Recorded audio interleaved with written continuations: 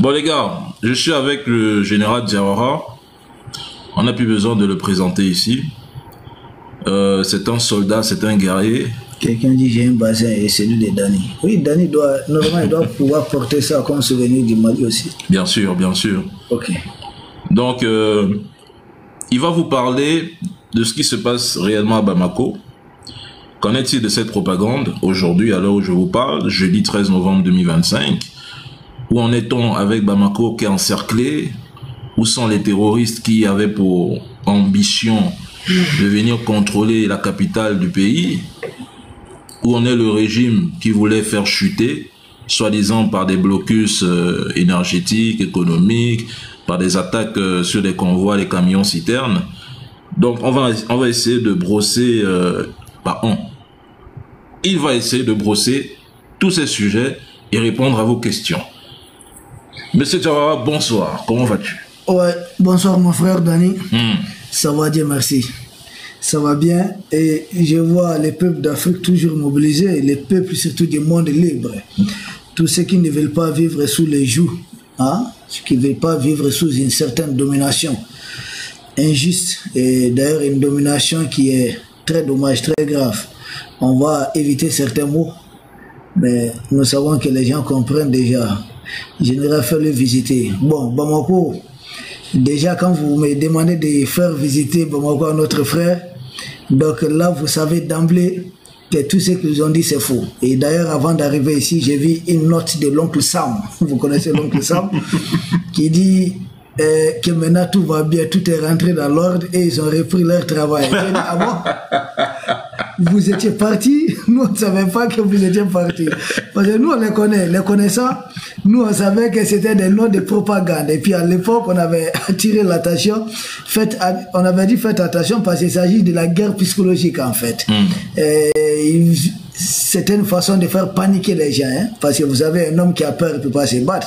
Dani, tu l'as dit l'autre jour, bien sûr. Qui a peur ne peut pas se battre. Voilà. Et c'est évident. Donc ils avaient fait croire à un chaos. Donc, et puis si vous suivez, ils ont relayé ça, la même décision à la fois. Tel pays appelle ses ressortissants à quitter par voie aérienne, tel pays appelle ses ressortissants à quitter par voie aérienne. Mais entre-temps, si vous les remarquez, ils n'ont pas un bloc solide. Il y a deux pays qui sont désolidarisés très tôt. Donc, leur truc, c'était juste symbolique. Et aujourd'hui, l'oncle Sam, qui est leur chef, il dit qu'en réalité, tout est rentré dans l'ordre et ils n'ont plus de problème et ils sont en train de travailler. Et à l'époque, nous, on vous avait dit, mais nous devons tout simplement voir dans leur dernière décision. L'oncle Sam avait démarché les autorités ici, avait postulé et avait obtenu la mine de Mourla avec le Mali. Mais au moment où il demandait à des ressortissants ordinaires de quitter, au même moment, il demandait à leurs ingénieurs de débarquer au Mali, de venir au Mali. Donc, ça n'avait pas de sens, ce n'est pas cohérent. Donc, ici, tout va bien. D'abord, c'était une propagande, une désinformation. C'était à la demande sans doute d'Emmanuel Macron. Mais Emmanuel Macron, à travers M. Lerner aussi, à travers les multinationales qui sont derrière. Parce que cette histoire de leur démocratie, c'est devenu une manipulation des multinationales. Parce que là, généralement, les gens se trompent à un niveau. On pense élire un président. Mais en fait, ce n'est pas vous qui élisez le président. C'est celui qui a financé sa campagne. Il bosse pour ces derniers et non vous. Vous, en tant qu'électeur, c'est pourquoi beaucoup disent on est déçu de Macron, on est déçu d'un tel. Mais oui, mais derrière Macron, il y a de l'argent. La démocratie, c'est à ce niveau qu'on nous voit surtout les limites de la fameuse démocratie. Donc ici à Bamako, tout va bien. Je suis avec mon frère. Nous avons une belle vie ici. Ça va, il n'y a pas de gens du génie ici. Les gens sortent, hein? Je viens même de finir une émission avec un risque qui est arrivé ici. Le frère Michael, c'est un confrère aussi qui est sur les médias. Et je lui ai demandé, j'ai dit, mais Michael, tu n'as pas vu les gens du génie quelque part là-bas? Il a dit non, il n'a rien vu. Il dit lui aussi, comme toi, étant dans l'avion, il a essayé de jeter un coup d'œil déjà quand il arrivait à l'aéroport international Modibo Keïta, et rien. Il n'y avait rien de tel. Et je vous assure que même hier, c'est hier, non? Hier, avant-hier, oui, des citernes étaient arrivées déjà. Et si vous constatez, quand vous voyez encore des gens, des véhicules aux abords des stations-service, ça montre tout simplement qu'il y a du carburant et puis les gens sont venus chercher du carburant. À ceux qui avaient fait croire qu'il n'y avait pas du tout de carburant, j'ai vu même une journaliste macronienne qui a menti. Elle a tellement, cette dame-là, elle est grave, elle est terrible. À son jeune âge, elle fait ça. Elle dit Bamako à 3 heures de vol de Paris. J'ai dit, mais ça c'est un avion Su-35. Ben oui. Ah, moi j'ai pas compris. Donc en fait, tout ça c'est de la propagande, c'est de la manipulation. Les Mali c'est comme ça c'était. Nous essayons, nous sommes en train de nous battre, nous sommes en train de combattre les forces du mal. Mais comprenez que quand on dit nous sommes en train de nous battre, dans ça il y a tout. Il faut s'attendre, même quand entre humains, quand on veut régler des comptes à quelqu'un, certes vous pouvez peut-être venir à bout de la personne, casser la gueule et autres, mais vous pourrez avoir aussi certains coups, ça il faut l'admettre. Nous ne sommes pas des gens qui vont dire que tout est blanc comme neige. Non, mais tout aussi n'est pas, comment on va dire, tout n'est pas sale comme ils veulent faire croire. C'est comme chez eux. Quand vous partez aux États-Unis, chez l'oncle Sam, il y a des gens qui dorment dehors quand même. Bien sûr. Et là-bas aussi, il y a des gens qui perdent leur vie. Même l'autre jour, un de mes vieux m'a appelé pour dire qu'il a été agressé. Bon, il a été victime d'une attaque. Ce qui est très dommage. Donc chez eux, ça s'est fait. C'est chez eux qu'il y a eu des buildings qui ont été attaqués. Hein. Souvent, il y a un malade mental. Ils disent qu'il s'agit des malades mentaux qui débarquent dans des écoles et puis qui font des trucs qui ne sont pas du tout jolis. Même chez Emmanuel Macron, là-bas, à un stade, et puis le journal là, Charlie Hebdo, et puis dans d'autres médias, chez eux, il y a eu des choses comme ça. Mais pourquoi chez eux, on ne les dramatise pas? Pourquoi quand ça arrive chez eux, par exemple, dernièrement, il y a eu ce qui s'est passé au musée du Louvre? Et c'est parce que ça s'est passé au musée du Louvre qu'on doit dire que, voilà, écoute, les terroristes, bien les bandits ont pris le contrôle total de la ville de Paris. Si vous n'y croyez pas, c'est la même chose ici. On ne les souhaite pas, il peut avoir des attaques par endroit, par moment, mais ça ne veut pas dire qu'ils contrôlent Bamako ou bien les Mali. Et donc là-bas, s'il y a eu attaque au niveau du musée du Louvre, c'est quand même en pleine ville. Mais ça ne veut pas dire que les bandits contrôlent toutes les entrées, toutes les sorties de la ville de Paris. C'est de la manipulation. Exact. Donc ici, les gens circulent librement et tout va bien, donc ils sont aux abois. Comprenez tout simplement qu'ayant échoué sur le front militaire, on le dit généralement, quelqu'un qui échoue sur le plan militaire, qui échoue à ses bâtons, si les coups de poing échouent, mais la bouche essaie de prendre les relais. Exactement. Voilà, maintenant on essaie de bavarder, désinformer, mentir, faire croire, on est comme ça, nos hommes ont fait ceci, nos hommes ont fait cela. Si vos hommes là sont sûrs d'eux là, voici le terrain. Nos militaires sont prêts. Ils savent où les trouver. Au point, ils ont dit que Bamako est à 3 heures de Paris. Ouais, surtout qu'ils ont dit que Bamako est à 3 heures de Paris, mais qu'ils essaient de venir, tout simplement. Donc, ça passe pas, en fait. C'est de la manipulation. Sinon, Bamako est à 0 pas. Nous sommes là, nous sommes dans Bamako. Comme ils ont dit, Bamako à 3 heures de Paris, et puis Kidal, c'est à 1541 km ici. Exact. Mais les militaires maliens sont là-bas. Exactement. Si on ne contrôle pas les axes routiers, mais comment est-ce que nos militaires qui sont à Kidal sont ravitaillés? Tombouctou, c'est à plus de 1000 km de Bamako. Comment est-ce nos militaires qui sont à Tombouctou, j'ai salué le colonel Nyangadou au passage avec ses hommes, nos militaires qui sont à Tombouctou, comment est-ce qu'ils sont ravitaillés? Ceux qui sont à Gao, Gao c'est à plus de 1200 km de Bamako, comment est-ce qu'ils sont ravitaillés? Tessalit, à Guélog, souvent c'est à 1600, 1700 km de Bamako, comment est-ce que toutes ces bases militaires sont ravitaillées? Pourtant c'est des bases qui sont ravitaillées régulièrement. Parce que ça se trouve à 0 pas de la frontière algérienne. Si ces bases ne sont pas ravitaillées, les hommes d'Alger ne vont pas hésiter une seconde à tenter quelque chose. Si les hommes d'Alger sont tenus au respect à distance, ça montre que vraiment les bases là sont très solides. Exactement. Bon, comment est-ce qu'on ravitaille toutes ces bases à plus de 1000-1500 km si nous sommes encerclés de Bamako, si nous sommes encerclés? C'est pas vrai. C'est de la manipulation, ça n'a aucun sens. Ça ne tient pas debout. Opérationnellement même, ça ne tient pas debout. Sauf si nos frères et nos amis ont... Mais je constate que beaucoup de certains chroniqueurs, certains comptes venant de pays voisins se sont mêlés dans la danse en prenant pour agent comptant les informations divulguées par les médias français, les médias occidentaux. Ils en ont fait une vérité absolue au point d'attaquer, de critiquer, d'insulter, de signaler les comptes des personnes qui disent non, en fait ce qui se passe à Bamako, c'est une illusion, c'est un leurre, c'est une propagande qui est véhiculée par ces médias parce que l'objectif aussi c'est de s'aimer la terreur, c'est de planter en vous le germe de la peur. Donc, qu'est-ce que toi tu penses de ça en fait? Parce que j'ai comme l'impression que effectivement il y a une armée numérique de bots qui est activé contre l'AES. Non, mon frère, parlant de ce que tu viens de dire, j'ai remarqué, il y a même certains ministres, il n'y a pas longtemps, nous avons essayé de recadrer un ancien ministre, un ministre de l'Intérieur d'ailleurs du Sénégal, c'est clair, tu dis pays voisin, je vais essayer de décoder davantage. J'ai vu aussi un autre plateau qui se dit panafricain dans un pays qui est non loin de chez nous, des plateaux où des analystes travaillent à base de la propagande française en fait.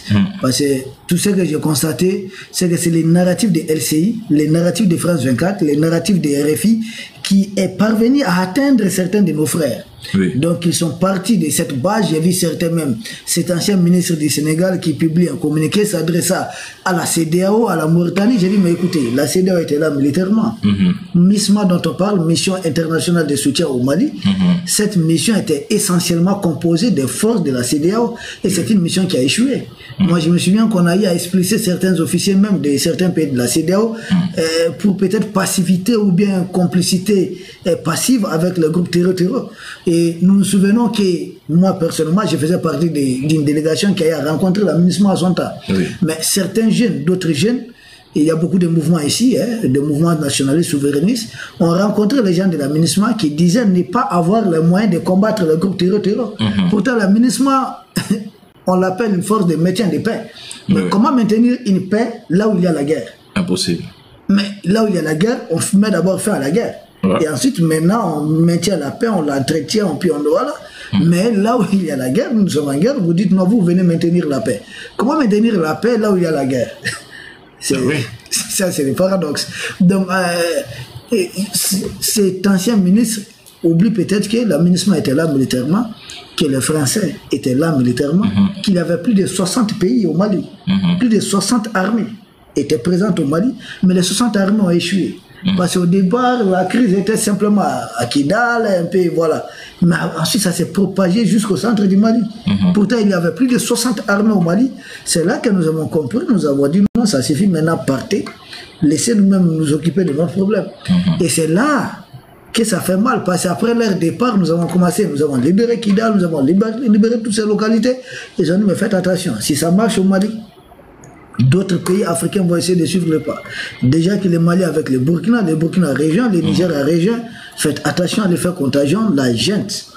Les impérialistes ont compris que leurs intérêts en Afrique étaient menacés. Qu'est-ce qu'il faut faire? Il faut donner tout moyen possible au groupe terror pour faire échouer ce qui est en marche dans l'espace AES. C'est là qu'ils ont doté les terror des drones, drones kamikazes. Ça, c'est pas toute armée en Afrique qui dispose de drones kamikazes.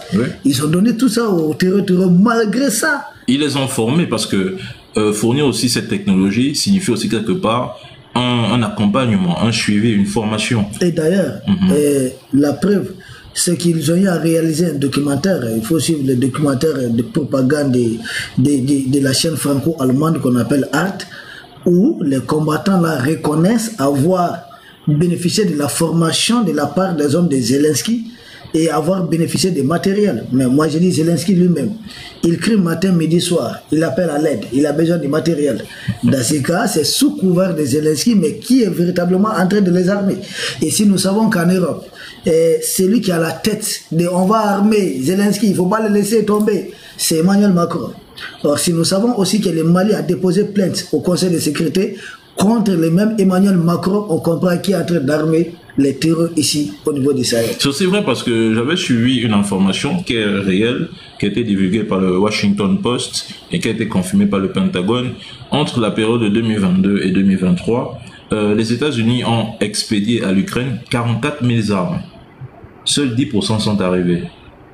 Les États-Unis, à travers leurs différents représentants au ministère de la Défense, ont confirmé qu'eux, ils n'avaient pas le logiciel qui leur permettait de tracer ces armes. Bon, la question qui aujourd'hui reste en suspens parce que 2023, les armes ont disparu. 2024, ils ont expédié environ 22 000. C'est toujours une histoire de 10% qui arrive. La question est, où sont passées les 50 000 armes restantes qui, en réalité, devaient arriver en Ukraine, précisément à Kiev? Donc, tu vois qu'il y a un problème de fond. Il n'y a pas de traçabilité des armes parce que ces armes, quelque part, alimentent d'autres conflits à travers le monde.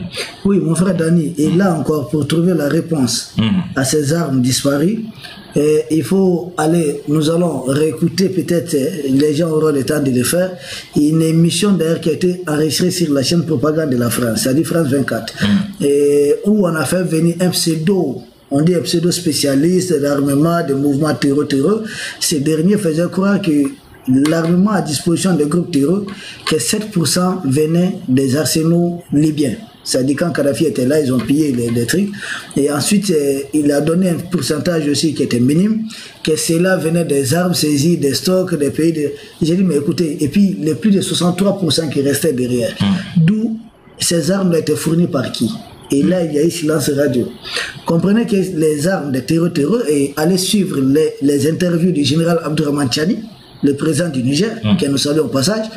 Et d'ailleurs, nous voyons aussi la grande sœur Nathalie Niambe, elle doit nous suivre sans doute. Et grande combattante, vous avez nos salutations. Ah oui. Merci pour tout ce que vous faites pour l'Afrique. Grande sœur Nathalie Niambe. Son Excellence, le général Abdourahmane Tchani, cite régulièrement les livraisons d'armes aux groupes terroreux, que ce soit en territoire tchadien, en territoire nigérien, et même en territoire béninois, et même quelque part peut-être voilà, pour essayer de rejoindre l'AES. Donc le président du Niger cite ça régulièrement. Ce n'est pas un terroriste qui a besoin d'une moto, qui a même du mal à se trouver du carburant pour sa moto, qui va s'acheter un fusil Kalachnikov. Un fusil au minimum, ça tourne autour de $1000. Si on ajoute les munitions, régulièrement, on va se retrouver au moins autour de $1500. Donc ce n'est pas quelqu'un qui a besoin d'une moto qui coûte moins de $1000, parce que le moto ici, souvent c'est 400 000 francs CFA, comprenez à peu près c'est $800, $900 tout au plus. Quelqu'un qui a du mal à s'offrir une moto, à s'offrir du carburant pour sa moto, ce n'est pas à lui d'aller s'acheter une arme. Et puis, l'Afrique, c'est pas ici qu'on produit ces armes-là. Il faut les transporter, il faut des navires. Qui a les moyens de mettre de telles logistiques à disposition des groupes terroreux? Et ce n'est pas caché dans les documentaires d'art, vous allez voir, ils disent que ces armes-là transitent aussi par les territoires mauritaniens. Et simple preuve, c'est quoi? Puisque c'est Zelensky qui est en train de revendiquer toutes ces sales opérations.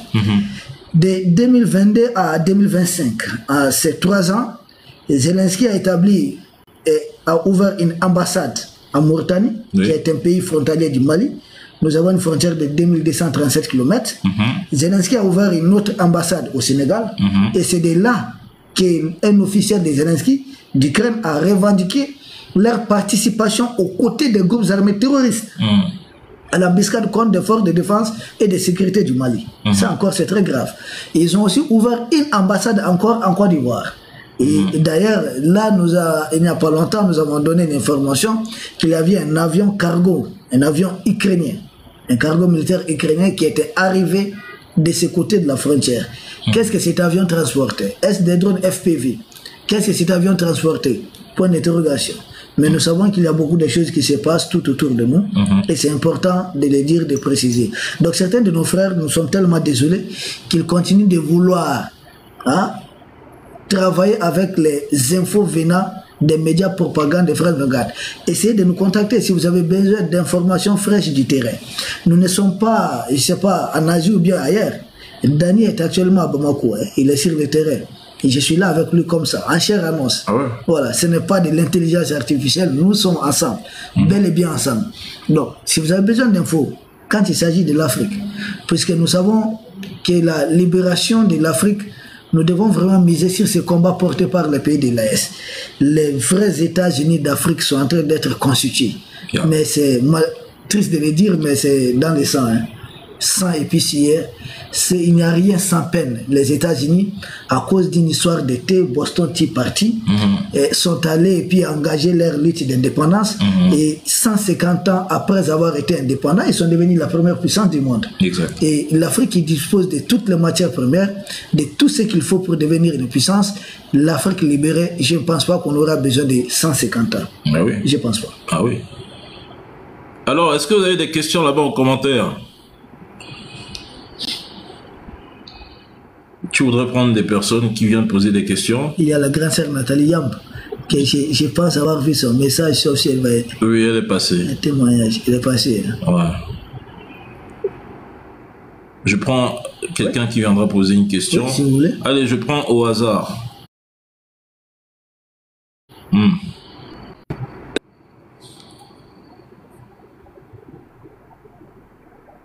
On pourra prendre 5. On va en prendre maximum 5 personnes. Je prends pas les comptes bizarres sans photo de profil, hein. Parce que là, on dirait que ce sont des trolls. Photo de l'Est, quand même, les bergers. Le berger.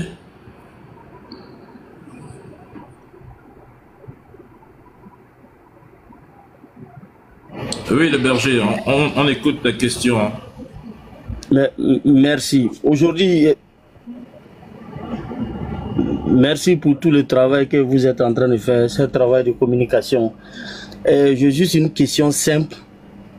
Aujourd'hui, c'est quel conseil, surtout j'adresse à mon frère qui est à côté de vous, c'est quel conseil il peut donner aux Maliens aujourd'hui qui sont un peu... ne donne quoi? C'est quel conseil tu peux nous donner pour pouvoir bien suivre et être bien tranquille en fait? C'est juste cette question que je voulais poser. Ok, on répond directement. C'est à toi. Hein. C'est toi l'invité spécial. Hein. Moi, je suis là. Ok, mon frère, je te salue. Les bergers reçoivent mes salutations. Merci surtout pour ta combativité en faveur de l'Afrique. La question qu'il faut, quelle attitude les peuples maliens doivent adopter, si je comprends un peu bien votre question, d'abord ne pas paniquer. Ne pas paniquer, ne pas avoir peur. Vous savez que LCI a été branché uniquement sur ce qui s'est passé en Ukraine. Mais LCI a été détourné. Parce que derrière LCI, vous avez qui? Vous avez le groupe qu'on appelle TF1. Le groupe TF1 appartient à qui? Qui est l'actionnaire majoritaire? C'est la famille qu'on appelle Bouygues. Et quand vous parlez de Bouygues, c'est des gens qui ont eu à exploiter une mine d'or au Mali. Quand vous parlez de l'entreprise Bouygues, c'est des gens qui ont eu à gérer l'eau et l'électricité du Mali. Donc c'est des gens qui voient le Mali comme une part du marché. Ça, c'est très important. Donc tous ces médias ont été braqués contre le Mali parce qu'ils sont convaincus qu'ils ne peuvent pas bousculer les 3 pays de l'Est à la fois. Il faut essayer quelque part. Ils avaient déjà tenté ça avec le Burkina. N'oubliez pas un moment où ils faisaient courir des rumeurs et autres. Ça n'a pas fonctionné. Ils avaient essayé avec le Niger. N'oubliez pas toutes les armes qui ont été découvertes en plein capitale du Niger, Niamey. Et ils essaient avec le Mali. C'est pas la première fois. Le président Assimi a échappé à beaucoup de choses. Nous détenons encore un officier d'ailleurs de la DGC à la personne de M.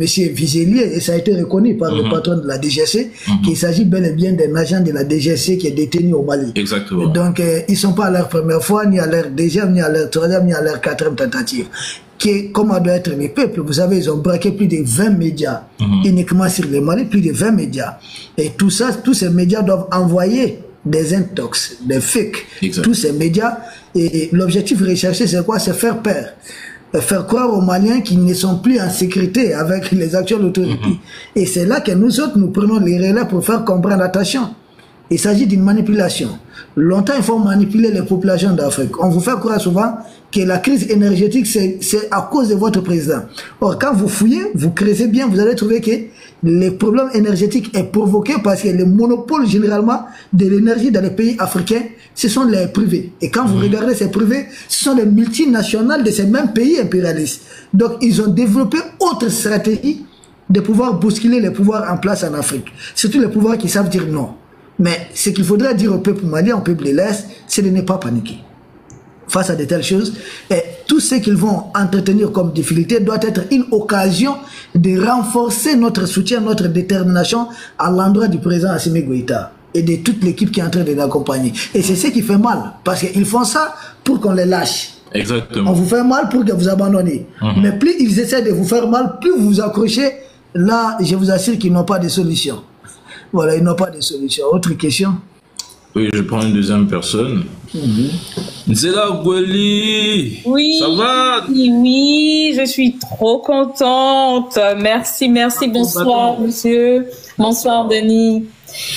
Alors, moi, j'ai une petite question et surtout une petite suggestion, si vous me permettez. Et néanmoins, je souhaite introduire en vous félicitant pour cette communication. Vous brisez les barrières et c'est important de vous vous outiller, d'utiliser les canaux des réseaux sociaux pour communiquer avec la population. Parce que, vous savez, on nous a fait un gros coup de bluff qui peut emmener certaines couches de la population à avoir peur, à être effrayées et croire à la propagande occidentale impériale.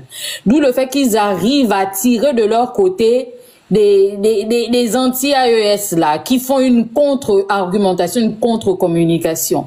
Et le secret de l'intox, c'est la communication comme vous le faites, et je tiens à vous remercier pour ça. Merci beaucoup Dani, merci monsieur. Et moi, je voulais savoir quels sont les canaux qui sont mis en place pour rassurer la population suite à la pénurie de carburant qu'il y a eu dernièrement et suite à la propagande de l'occupation du Mali.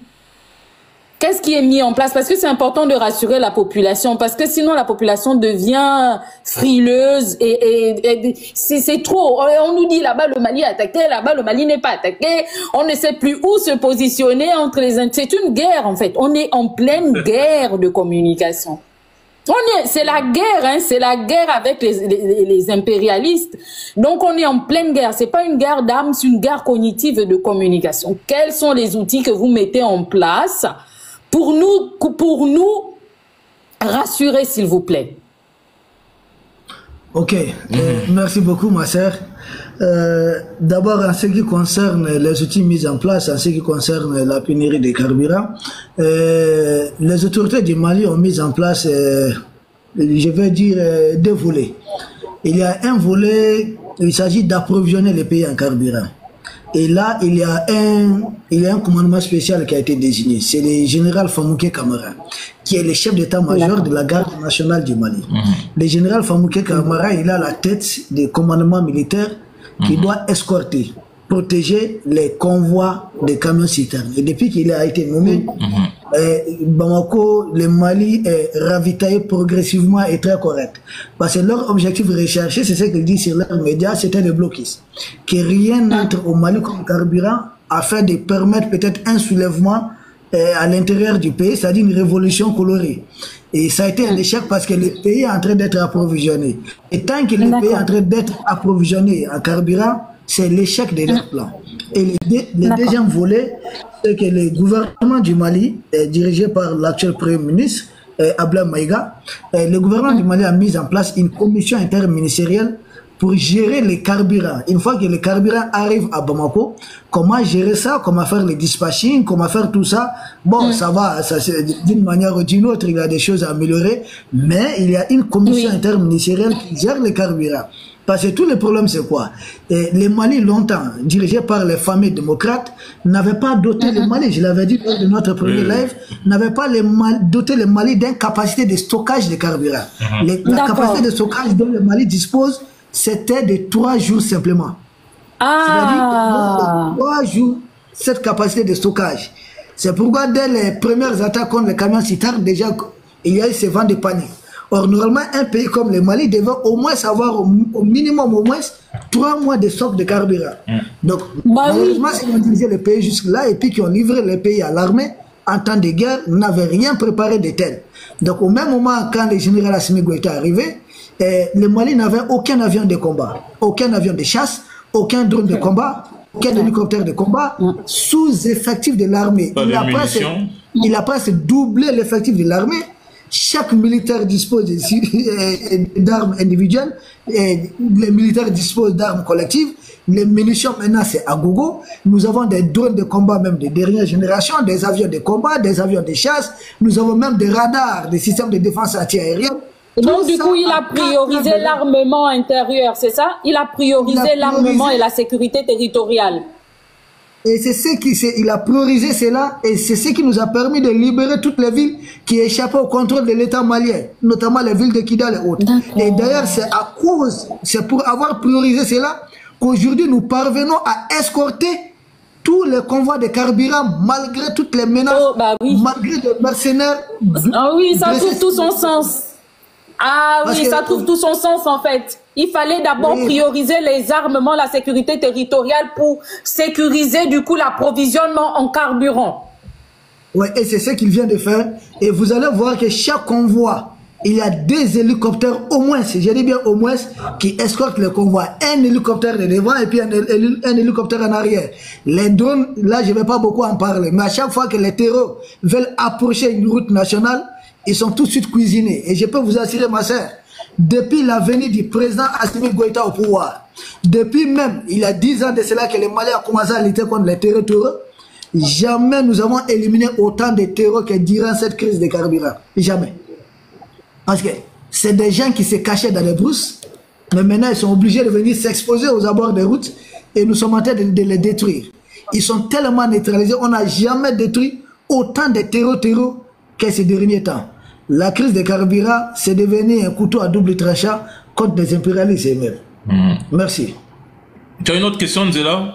Toi, tu es merci. Juste une dernière avant de partir. Est-ce que c'est garanti pour le long terme? L'approvisionnement est garanti pour un long terme, du moins sur quelques années, où on va encore se retrouver dans une prochaine pénurie? De toutes les façons, les ennemis ne vont pas lâcher. Nous aussi, nous faisons tout pour qu'ils ne réussissent pas, c'est la guerre. Donc, tout est possible dans la guerre, mais je suis convaincu que les autorités du Mali, si vous avez suivi la dernière sortie de son excellence Assimi Goïta, qui parle très peu, mais il s'exprime en Bambara. Qu'est-ce qu'il a dit? Il a dit aux Maliens que ça fait longtemps que nous évitons la guerre, ça fait longtemps que nous fuyons, mais que cette fois-ci, il n'y a plus possibilité de faire un pas en arrière, que chaque Malien se prépare à faire la guerre et que si l'armée devait être en difficulté, que tous ceux qui ont à faire les services militaires s'apprêtent, ils doivent être mobilisés, ils sont mobilisables. Il a ajouté aussi que tout Malien qui a l'âge de 18 ans peut se préparer et il pourrait être mobilisé à tout moment. Et pour terminer, le général Assimi Goïta a dit que des Maliens même établis à l'extérieur du pays, même si vous dépassez 60 ans, vous pourrez à tout moment, si vous êtes volontaire, être mobilisé aux côtés des forces de défense et de sécurité du Mali. Donc il laisse entendre qu'il n'y aurait pas de négociation, il n'y aurait pas de discussion, c'est la guerre et à la guerre, il faut la guerre et que le Mali doit gagner cette guerre. Et il dit que les choses ne sont pas faciles et les choses ne seront pas forcément faciles. Donc il faut préparer psychologiquement les peuples maliens aux épreuves que nous allons traverser, mais il le faut pour être libérés. Merci. Merci. La patrie ou la mort, nous vaincrons. Je vous remercie encore. Merci d'avoir pris le temps de répondre à mes questions. Merci à tous. Encore Dani, merci Inbox et puis plein de bisous. Amour et bienveillance à tous. Merci. D'accord. Allez, je prends un troisième candidat. Il en manquera 2. Ah oui. Ah, c'est ta journée chez Gérard, général. Ah, mon ami. Les gars, quand vous envoyez vos demandes, rassurez-vous de rester vivant sur le live, hein, parce que quand vous envoyez vos demandes, on ne vous voit plus. Moi, j'ai comme l'impression que vous devenez des esprits numériques. Oh, c'est fort comme clash quand même. Non, parfois, on a l'impression que ce sont des trolls, tu vois. Allez. Bonsoir, Dani. Bonsoir, monsieur Issa Diawara. Bonsoir, Miss. Vraiment, merci beaucoup pour le travail que vous faites pour la libération de l'Afrique, la libération du Mali. Alors, monsieur Moussa Issa Diawara, s'il te plaît, j'aimerais savoir la situation aujourd'hui de l'encerclement de Bamako. C'est de la fumée, de l'enfumage, ou alors c'est encore la même méthode occidentale qui veut que voilà le peuple malien se soulève pour que nos dirigeants quittent notre beau et belle terre du Mali. Donc je voudrais savoir qu'est-ce que ça en est. Et donc si je viens d'entendre parler de guerre, qui va nous faire la guerre, le JNIM ou les Occidentaux cette fois-ci? Merci. Ah, ça, c'est 2 questions. Ma sœur, je te salue d'abord. Dani, l'encerclement de Bamako, je pense qu'on en a tellement parlé. Mais ma sœur, pour vous, ce que je vais faire, je vais vous proposer, je vais faire un tour à toutes les sorties de Bamako. Bamako a 7 sorties. Donc je vais faire un tour à chaque sortie de Bamako, à chaque entrée de Bamako, pour comprendre. Je vous assure, sortir totalement, vous allez voir que Bamako n'est pas du tout encerclé.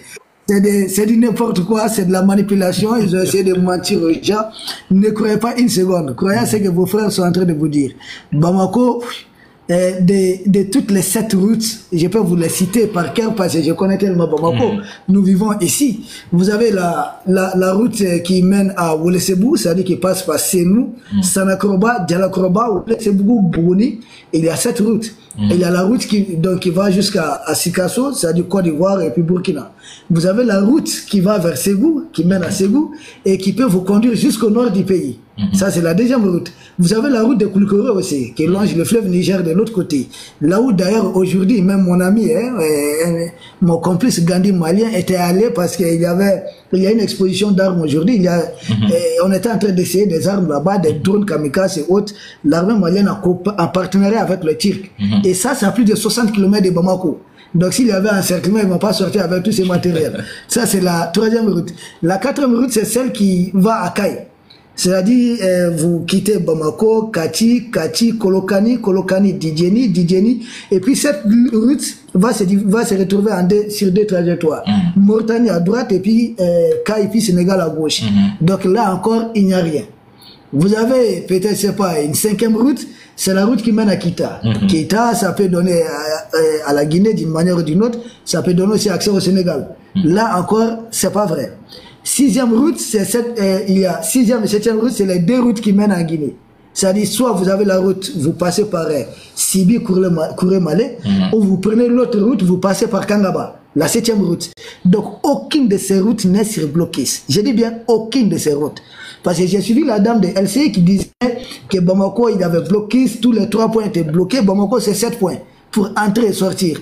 Donc, c'est de la propagande, c'est du mensonge, c'est de la manipulation. Ils n'ont ni les effectifs pour une telle opération, ils n'ont ni les moyens, ni les hommes, ils n'ont rien. Ils n'ont rien pour tenir une telle opération. C'est de la propagande. Mais je vous promets que je ferai un tour à l'entrée de Bamako. Ensuite, la seconde question, c'était Jenim qui attaque. En fait, j'ai vu même la dame, la fameuse journaliste de LCI qui disait que Jenim était affilié à Al-Qaïda. En fait, c'est faux. Elle ne comprenait rien. Et dans Jenim, il y a 4 groupes. Et Al-Qaïda est l'un des 4 groupes de Jenim. Dans Jenim, vous avez 4 groupes, c'est Al-Qaïda au Maghreb islamique, qu'on appelle ACMI. Vous avez Al-Mourabitoun, vous avez Ansardine, et puis vous avez Katiba au Massina. Donc sur les 4 groupes, il y a 2 groupes qui appartiennent exclusivement aux Algériens. C'est le groupe ACMI, qui est dirigé par Youssef Obeida, qui était un politicien algérien, du parti politique FIS, les islamistes qui avaient pris le pouvoir en Algérie, et puis qui est devenu un radical armé. Parce qu'il a rejoint le groupe islamique armé qu'on appelle GIA. Puis il a rejoint GSPC, Groupement Salafiste pour la prédication et le combat, et pour terminer sa cause dans ACMI. C'est un Algérien, des souches, des pères, des mères. Il a vécu en Algérie, mais maintenant c'est lui qui vient au Mali pour dire qu'il va faire le djihad, sa guerre religieuse au Mali. Je dis pourquoi ne pas le faire dans ton pays en Algérie là-bas? Le second groupe c'est Al-Mourabitoun, qui est dirigé par Mokhtar Ben Mokhtar. Lui aussi, c'est un Algérien. Et c'est un islamiste algérien. Lui aussi se retrouve dans Jenim, il fait partie aussi des attaques contre les camions citernes. Maintenant, les deux autres groupes récents, vous avez Ansardine. Ansardine est dirigé par Iyad Agali. C'est lui que le Mali a failli éliminer lors de la frappe de Tenzawaten. Et l'armée algérienne avait détruit les drones maliens. Et d'ailleurs, le Mali a porté plainte contre Alger devant la Cour internationale de justice. Alger a refusé de répondre. Et tu comprends? Donc, Iyad Agali se trouve aussi en territoire algérien. C'est leur homme. Et le dernier qui reste s'appelle Amadou Koufa. Amadou Koufa, c'était un prêcheur qui sillonnait le Mali. Et il disait être un prêcheur qui était dans les radios hautes. Mais quand le nord du Mali a été occupé en 2012 par les groupes armés franco-algériens, Koufa a été recruté par Iyad Agali. Et il a été nommé comme commissaire dans une des villes du Mali.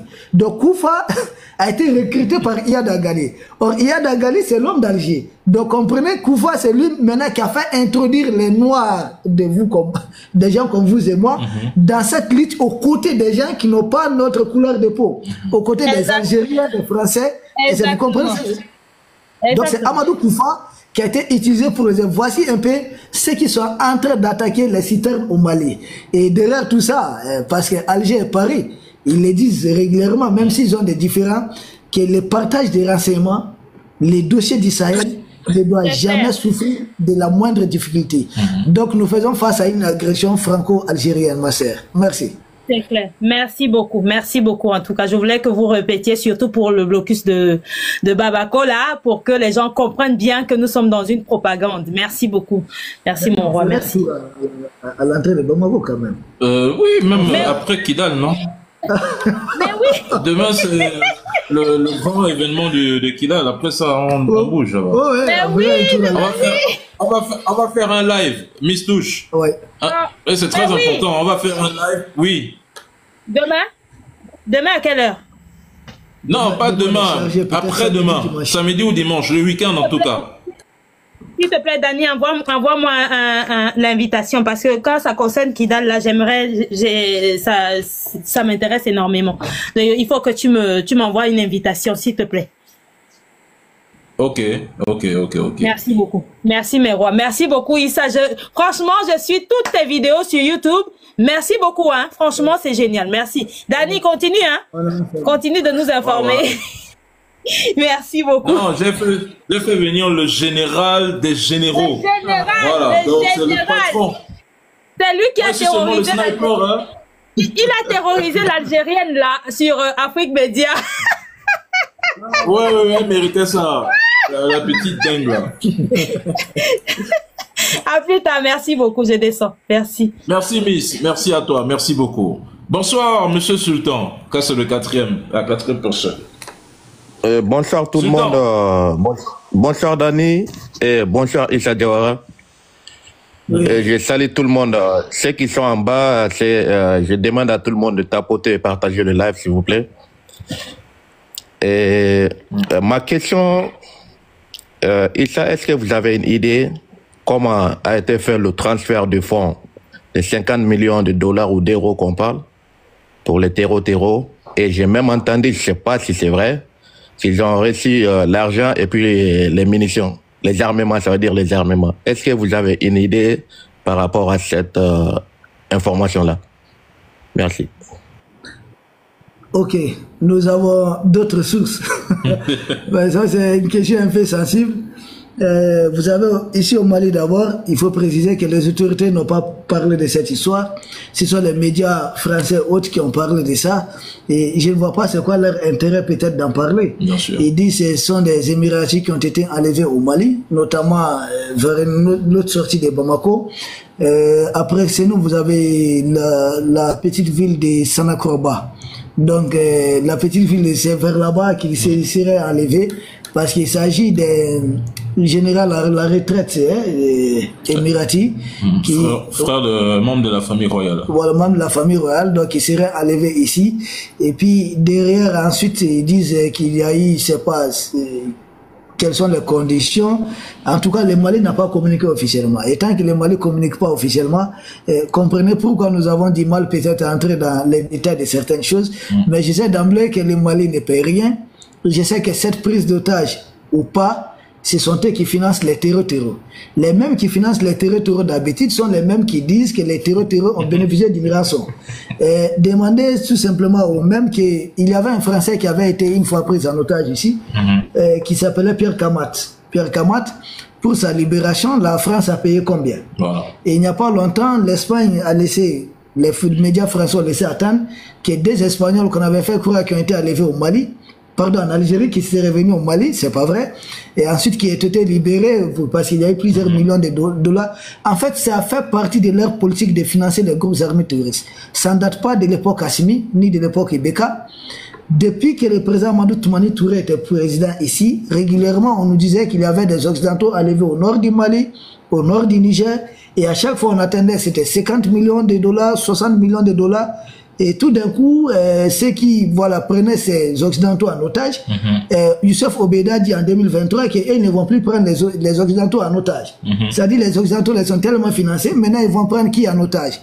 Comprenez qu'il y a toute une géopolitique derrière cette histoire de prise d'otage, mais tant que le Mali n'a pas communiqué officiellement, il serait difficile pour moi d'avancer certaines choses, d'avancer certains arguments, parce que nous sommes aussi dans le cadre d'une guerre médiatique, et toute information a son poids, surtout peut-être venant de nous autres. Exactement. Donc il y a des informations, nous sommes un peu très prudents. Il faut éviter ce temps de dire, de donner des informations qui pourraient se retourner contre nous, tu vois. Parce que tant que pour nous, le gouvernement ne s'exprime pas là-dessus, je ne trouve pas l'apport... Merci beaucoup. Non, je suis même satisfait de la réponse que M. Diawara m'a donnée. Ça veut dire, c'est un moyen pour financer les terreaux. Moi, la réponse, c'est la réponse. Je pense qu'ils ont mis juste la forme. Monsieur Sultan, je vais d'ailleurs vous rappeler quelque chose. Il y a un moment, il y a un Français qu'on disait être pris en otage au Mali, Olivier Dubois. Oui. Mais en réalité, il n'était pas pris en otage. C'est lui qui avait interviewé le chef d'Al-Qaïda, Youssef Obeida. À sa libération, c'est là, jusqu'à il a été libéré, il a remis maintenant l'enregistrement à France 24 et c'est l'enregistrement qui a été diffusé. Donc, leur histoire de prise d'otage et autres là, il faudrait que les Africains soient prudents. Chaque fois qu'ils disent qu'il s'agit d'une prise d'otage, est-ce forcément il s'agit d'une prise d'otage? La question reste posée. Moi, je pense qu'ils ont plusieurs moyens de faire financer les terreaux et surtout faire financer les terreaux, mais en faisant une pierre deux coups, c'est-à-dire un tapage médiatique, faire croire qu'au Mali, on peut enlever des gens n'importe où, n'importe quand et n'importe comment. Et au même moment, on dit, bon, ok, on a fait libérer. Donc, ça montre tout simplement que ce sont les terreaux qui contrôlent les terrains et qu'ils peuvent enlever qui ils veulent et ils peuvent les libérer où ils veulent. Mais rentrer dans ça, je pense, c'est rentrer dans quelque chose dont on ne va pas du tout maîtriser. Parce que ça fait longtemps que ça dure quand même. Merci. Non, tout d'abord, merci de m'avoir fait monter sur le panel. Et franchement, je suis content de la réponse. Et même l'information que vous venez de donner aussi par rapport à la confirmation de l'agent de la DGC qui a été arrêté au Mali, alors que les médias français et même nos apatrides disaient le contraire. Donc, c'est pour dire que je confirme. D'ailleurs, cet officier de la DGC c'est le patron de la DGC lui-même, le Michel Lerner, qui est sorti pour confirmer que d'ailleurs, il a une pensée à l'endroit de son agent qui a été arrêté au Mali. Mais à l'époque, ils ont mis des Africains en avant, y compris certains Maliens, bon, certains anciens Maliens, ex-Maliens peut-être, qui sont devenus, qui ont la nationalité macronienne dorénavant, ils sont pas français, ils sont macroniens. Donc, ils sont sortis essayer de désinformer, c'est un mécanicien, c'est un travailleur de l'ambassade. J'ai dit, vous avez vu dans quel pays du monde où un agent de renseignement doit évoluer avec son statut normal? Ça n'existe pas. Il peut être, je ne sais pas, quelqu'un qui travaille dans un hôtel, il peut être dans une ONG, mais un agent de renseignement reste un agent de renseignement. Il faut fabriquer une couverture pour lui, et ça existe dans le monde des renseignements. Merci mon frère. Et merci bonne journée à vous. Merci, bonne journée. Tapotez, partagez s'il vous plaît. Bonne journée.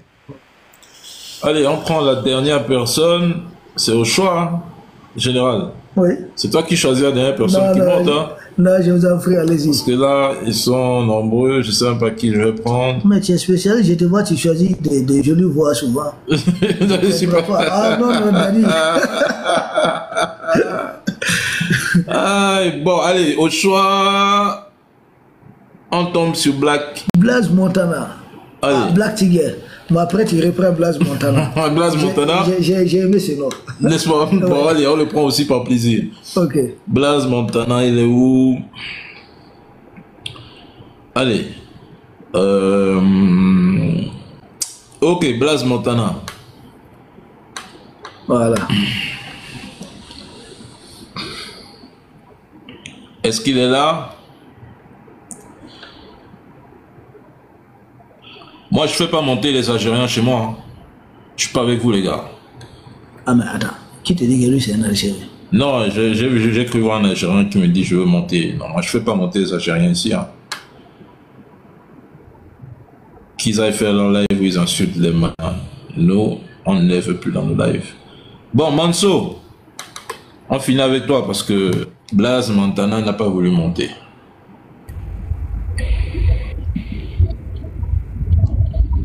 Allô? Oui, allô? Manso, bonjour. Oui, bonjour. Salut, comment ça va?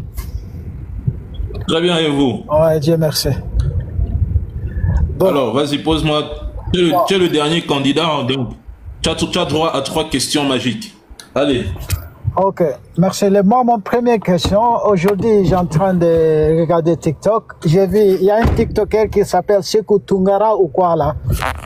Bon, il a dit que, bon, aujourd'hui, que la Russie a demandé que le Mali n'a qu'à signer d'accord Alger. Est-ce que c'est vrai? C'est quoi la source? Ouais, parce que je sais pas, c'est toi qui l'as écouté. Il a avancé quoi comme source? Un communiqué du Mali, un communiqué du gouvernement russe? Mon frère Manso. Oui. Mon frère. Oui. On est en 2025. Tu vois?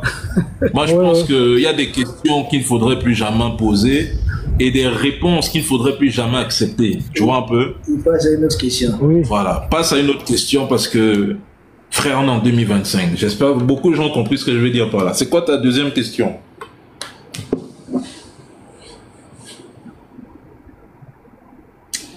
Bon, tu n'as pas de question. Je peux seulement rassurer mon frère que le général Assimi Goïta n'est pas quelqu'un, et puis ça ne fait même pas partie de la politique de la Russie. Voilà. Bon. Que la Russie dit à un pays, voilà, faites ceci, non, non. Donc, comme lui, il n'avait vraiment pas de questions, je fais monter une personne qui va poser une seule question. Mais les gens qui mêlent les... Mais il y a M. Diallo que je vois là-bas. M. Diallo. Oh. Allez.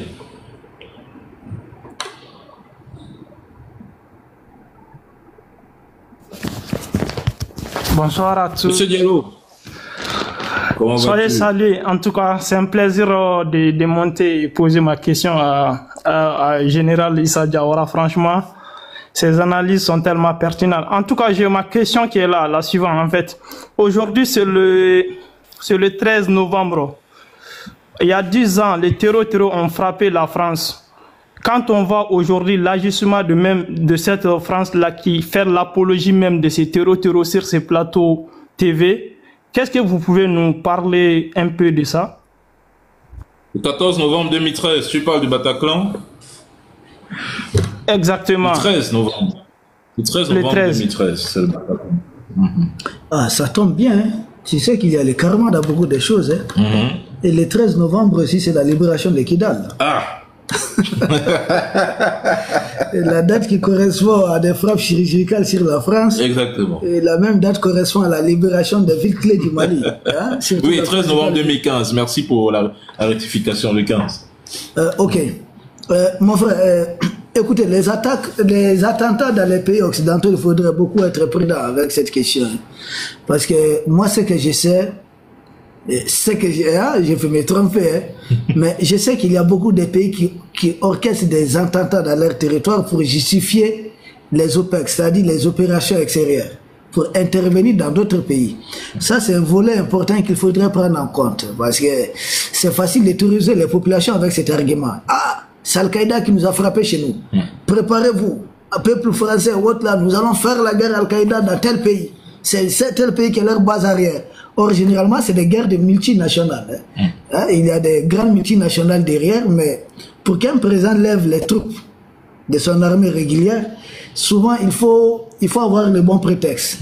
Il faut avoir le bon prétexte, il faut justifier. Ces gens-là, beaucoup appartiennent à des sectes. Éliminer 200 personnes ou bien 1000 personnes, tout au plus 5000 personnes pour justifier une opération extérieure et qui puisse les rapporter, au moins le président aura au minimum 5 milliards de dollars, ça ne les coûte rien. Ils vont les faire, ils vont mobiliser les forces de défense. Sinon, une armée normalement, elle est faite pour quoi? C'est d'abord pour défendre le territoire. Oui. Mais vous allez retrouver leurs armées sur les 5 continents ou bien dans 2 continents. Mais pourquoi? Que font leurs armées? Vous allez voir quelle armée de quel pays africain, par exemple en Asie, ou bien en Europe, ou bien en Amérique, mais ils ont leurs armées partout ici. Que font leurs armées ici? Leurs armées sont réquisitionnées par les multinationales. Ça, c'est ce qu'on ne dit pas aux gens. Oh. C'est ce qu'on ne dit pas aux gens. Vous avez même ces histoires d'attentats, là, 11 septembre et autres, là. Soyez très prudents avec ça. Soyez très prudents, essayez de comprendre qui pouvait faire ça et qui avait intérêt à faire ça et pourquoi. Voilà. Est-ce un homme individuel, quelqu'un qui a été fabriqué, a-t-il intérêt à aller s'attaquer à plus fort que lui? Tout le monde sait que quand même en allant commettre un attentat aux États-Unis aujourd'hui, mais vous êtes mort quand même, c'est fini pour vous. Bien sûr. Votre organisation est décapitée. Or, on crée une organisation pour qu'elle grandisse, pour qu'elle devienne puissante, pas pour la faire suicider. Sauf s'il y a autre créateur de l'organisation. Oui. Sauf si le monsieur, par exemple, bon, je ne sais pas si le nom est permis, Ben Laden se croyait être chef d'Al-Qaïda, mais ce n'était pas lui le vrai proprio d'Al-Qaïda. Il y a ces choses-là, et comprenez ça. Vous savez, ces gens sont très forts, mais nous devons nous montrer plus intelligents qu'eux. Exactement. Nous devons nous montrer plus intelligents qu'eux. Et quand vous voyez la facilité avec laquelle ces gens rentrent dans leur pays, avec armes et bagages, et avoir accès à des stades, combien de tels stades, mais vous avez un temps ordinaire pour entrer dans un stade. Combien de points de sécurité vous devez franchir? Vous pensez qu'il peut avoir des failles à tous ces niveaux? C'est des vrais bandits. Hein. Exactement. Nous avons affaire à des vrais bandits qui n'hésitent pas. Mais regardez, Macron, il n'a pas d'enfant, il s'en fout de faire un enfant. Donc ça ne coûte rien à Emmanuel Macron de sacrifier, ou bien François Hollande. François Hollande, même s'il a quelques enfants, de sacrifier quelques personnes pour ses intérêts. Ils ont menti combien de fois que c'est Bachar qui utilisait les armes chimiques. Or, c'est pas vrai. Ce sont eux qui faisaient utiliser les armes chimiques. Donc, il y a beaucoup de choses. Attentats chez eux, d'accord, c'est possible, mais je sais quand même, si réellement c'est un groupe qui avait fait cet attentat, et ils ne peuvent pas aller décapiter ce groupe en Syrie, et qu'en réponse, ce groupe-là ne puisse pas venger. Parce que si le groupe a fait l'attentat sans être frappé, mais du moment où ils ont frappé le groupe, quelle devait être la réponse de ce groupe-là? Mais après, vous voyez qu'il n'y a plus rien. Dès qu'ils obtiennent des interventions dans d'autres pays, il n'y a plus rien qui se passe. Après Ben Laden, il n'y a plus rien d'Al-Qaïda. Déjà. Mais pourtant, si des gens étaient capables d'entrer, de tourner des avions, faire ceci, vous savez, ces gens sont malins, mais nous devons nous montrer beaucoup plus malins que. Je ne suis pas dans des histoires de théories de complot ou autres, mais en tant qu'être humain, je me pose beaucoup de questions. Quel est l'intérêt? Qui a intérêt de faire ça? Et moi, je sais que des trucs du 11 septembre, peut-être, a permis à beaucoup de multinationales de mettre la main, non seulement sur l'Afghanistan, et qui parle d'Afghanistan, parle des marchés JT d'un stupéfiant qui est interdit. Et qui parle de l'Irak, parle quand même des lignes des 5 réserves mondiales de pétrole. Et ça aussi boosté les ventes des industries d'armement. Et ils sont en Irak, ils n'ont jamais quitté. Et à partir de l'Irak, ils ont mis la main sur le pétrole de la Syrie, notamment tout l'est de la Syrie, contrôlé par ce qu'ils appellent les forces de défense syriennes, qui sont les Kurdes là, qu'ils ont dressés. Toutes les réserves contrôlées par ces Kurdes-là profitent aujourd'hui aux États-Unis. Et à partir de la Syrie, nous savons que cela a simplifié certaines opérations d'une manière ou d'une autre contre l'Irak, qui fait partie des 3 grandes réserves mondiales de pétrole. Donc comprenez ce qui se passe. Derrière ces attentats, regardez les retombées après. Ça a bénéficié à qui? Quel État a gagné quoi? Quels sont les puits de pétrole qui ont été contrôlés après? Mais on ne peut pas tout d'un beau matin se lever et dire « je vais agresser tel pays ». On a besoin d'un prétexte pour dire qu'il y a un salaud qui m'a agressé, qui est parti trouver refuge dans la maison du voisin, donc je vais casser la gueule au voisin. Et mais quand je vais chez le voisin, peut-être là-bas c'est pour prendre son or, prendre son diamant, prendre le contrôle de sa maison et ne jamais quitter. C'est comme ça que je vois. Ok, bonsoir Monsieur Fadiga, j'espère que Diallo, vous avez été... C'est bon pour la réponse. Je vous fais descendre. Bonsoir, M. Amelda. Oui, bonsoir, mon général. Bonsoir, mon général. Je vous suis tous les deux tout le temps. Donc, même actuellement, j'étais en train de regarder votre émission, M. Général, celui avec Gani Manet, aujourd'hui. J'ai une question. J'ai plusieurs questions actuellement, mais je vais poser une seule question pour le temps et pour laisser le temps à d'autres personnes de parler aussi. Pensez-vous que géopolitiquement, le Sahara occidental, nous n'avons pas notre mot à dire dessus? Reprenez la question. Le Sahara occidental, actuellement, oui. Celui que ici les Américains ou les Européens ont. Oui. Donc, pensez-vous que nous n'avons pas notre mot à dire sur ça? Parce que géopolitiquement, moi, à mon avis personnel, géopolitiquement, je pense que le Sahara occidental est un sujet qui est un peu très, comment dirais-je, comment puis-je le dire? Je comprends. C'est un sujet qui est mon général, c'est très, je comprends ta question, mais c'est pas le sujet. Non, c'est bon. Ah, ok. Tu veux répondre? Ok. Parce qu'on est concentré sur le Mali aujourd'hui. Ok, c'est pas grave. On va peut-être faire une exception. Les Sahara occidental, écoutez, et si ça ne nous concerne pas, il est temps que nous autres Africains, nous intégrons une chose. Tout ce qui se passe en Afrique nous concerne. C'est très important.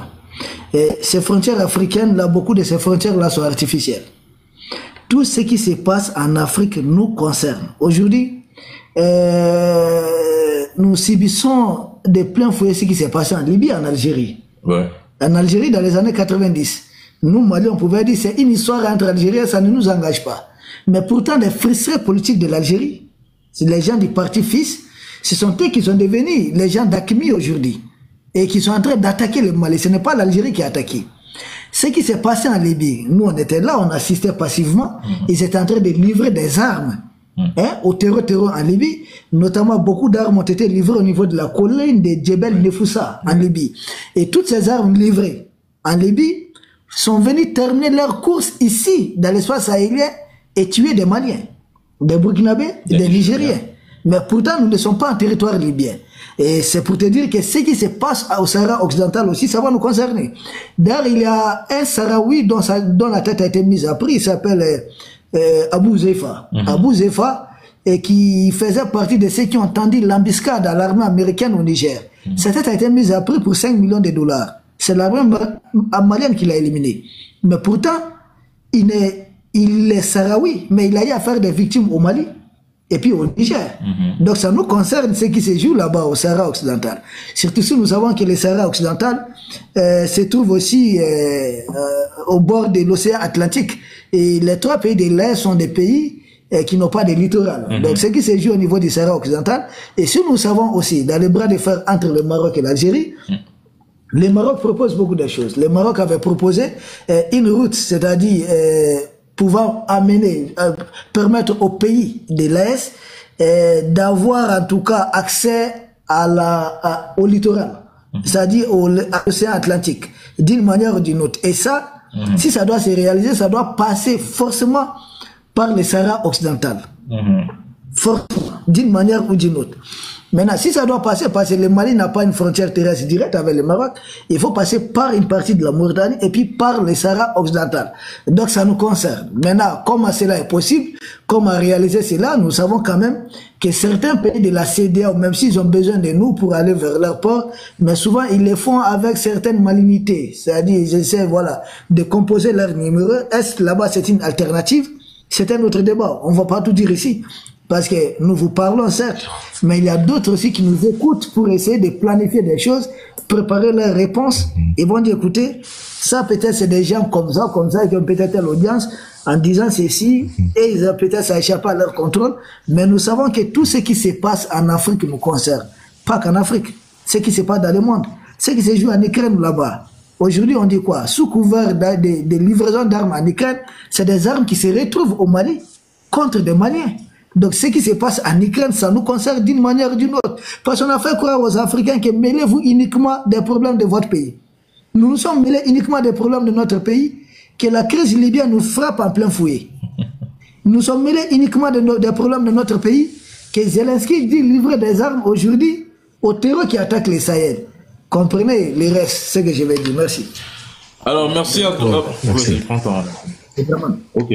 Merci. Oui, colonel. Oui, merci à vous. Allô? Belle fille. Ouais, Dani, ça va? Comment va? Ma chef, ça va? Ah, c'est toi qui es le chef. Ah, il y a mon petit frère qui est à côté de toi là. Général. Elle veut pas activer sa caméra. Non, non, j'active pas. Tu sais, je sais même pas faire. Général, ça va? Comment vas-tu? Ah, tu es belle fille, ça là. Ça va, hein? C'est la patronne. Mais il y a. Mais tu vois pas le profil, c'est son excellence qui est dessus, non? Oui, je le vois. C'est Assimi qui est. Même si Ben oui. Sur mon profil WhatsApp, c'est Assimi également. Attends. Je vous le mets nous deux là, parce que je finis de là. Non mais pas ça c'est Assimi, ce n'est pas toi. Oui, je sais, mais je sais pas faire en caméra. Je sais pas pourquoi j'arrive pas. J'arrive pas du tout. Je t'envoie une demande pour la caméra. Non, mais bon, c'est bon, on peut y aller comme ça. Il sait que c'est moi. Il m'a reconnu, non? C'est bon. Elle me tourne dans la sauce comme les terreaux qui veulent encercler Bamako. Elle est forte. Moi, j'ai trois questions. J'ai trois questions à poser à vous deux là. Ma première question serait, avant de poser mes questions déjà, mes salutations à toutes les personnes qui nous suivent depuis leur position, ceux qui partagent, ceux qui envoient des cœurs, et puis voilà, ceux qui sont là à soutenir le pays de l'AES depuis le début de cette crise, surtout le Mali. Donc vraiment, ça nous va droit au cœur. Et puis Dani est au Mali. Dani, tu es au Maliba maintenant, hein? Ouais, ça se passe très bien. C'est bien. C'est la famille. C'est la famille. Donc moi, ma première question, c'est au fait concernant l'Union africaine, parce qu'on a vu que il y a 2 jours là, l'Union africaine a pondu un communiqué. Voilà, un communiqué limite un communiqué. Nous tous on se pose la question si ils ont été amnésiques ou pas. Ces présidents là qui dirigent voilà l'Union africaine. Moi, en fait, ma question serait, est-ce que c'est pas le moment que l'AES quitte l'Union africaine? Parce que l'Union africaine n'a jamais été cette union de peuples africains. Ils ont jamais assisté, voilà, les peuples en détresse. Ils ont jamais résolu une crise, que ça soit la RDC, la Libye, l'AES, le Soudan. Donc, je comprends pas pourquoi, en tout cas, les pays de l'AES doivent rester dans cette organisation moribonde, merdique, cette organisation qui nous a ramené que de la souffrance. Cette organisation qui a jamais pris des décisions de elle-même, et ils prennent toujours des décisions qui leur ont été dictées.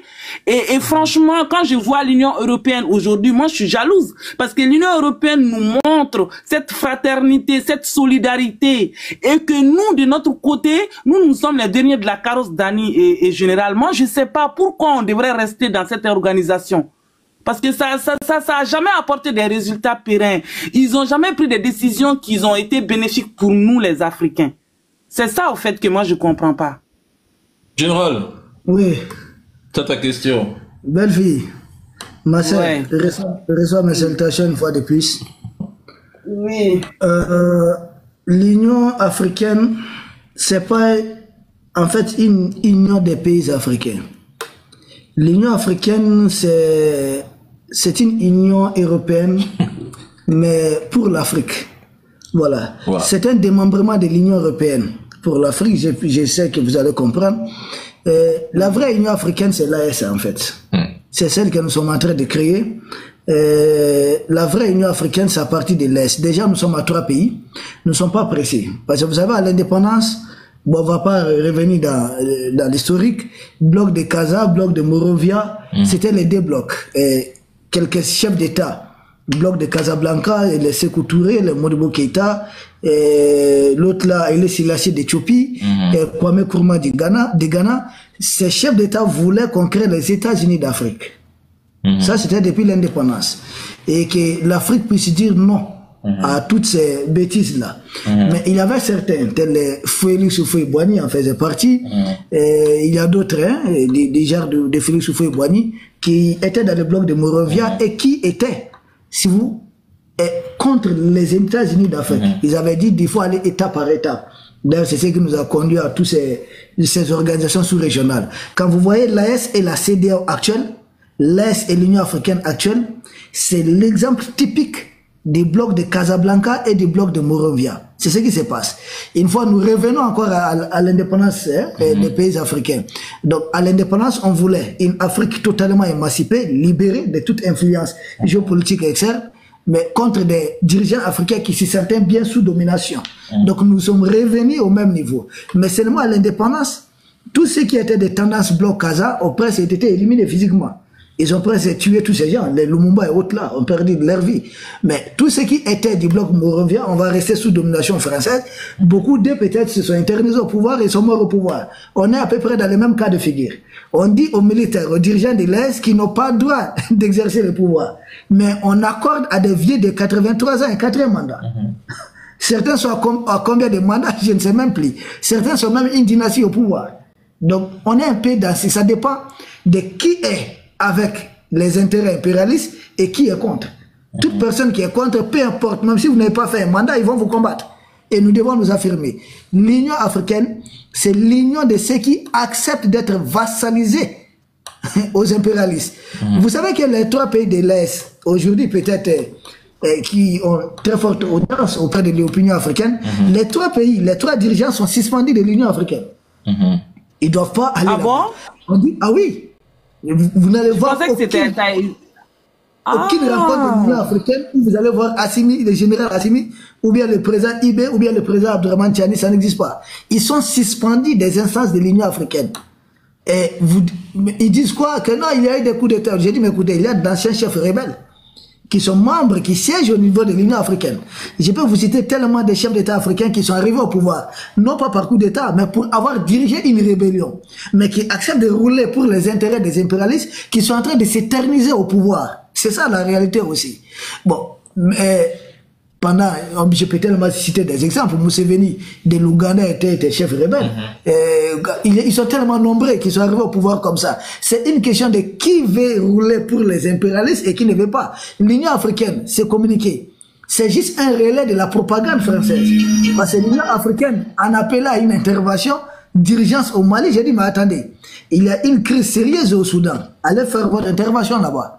L'Union africaine, si elle veut intervenir pour aider le Mali à mettre fin à cette question du terrorisme, le Mali a porté plainte contre 2 pays. Un pays de l'Union européenne et un pays de l'Union africaine.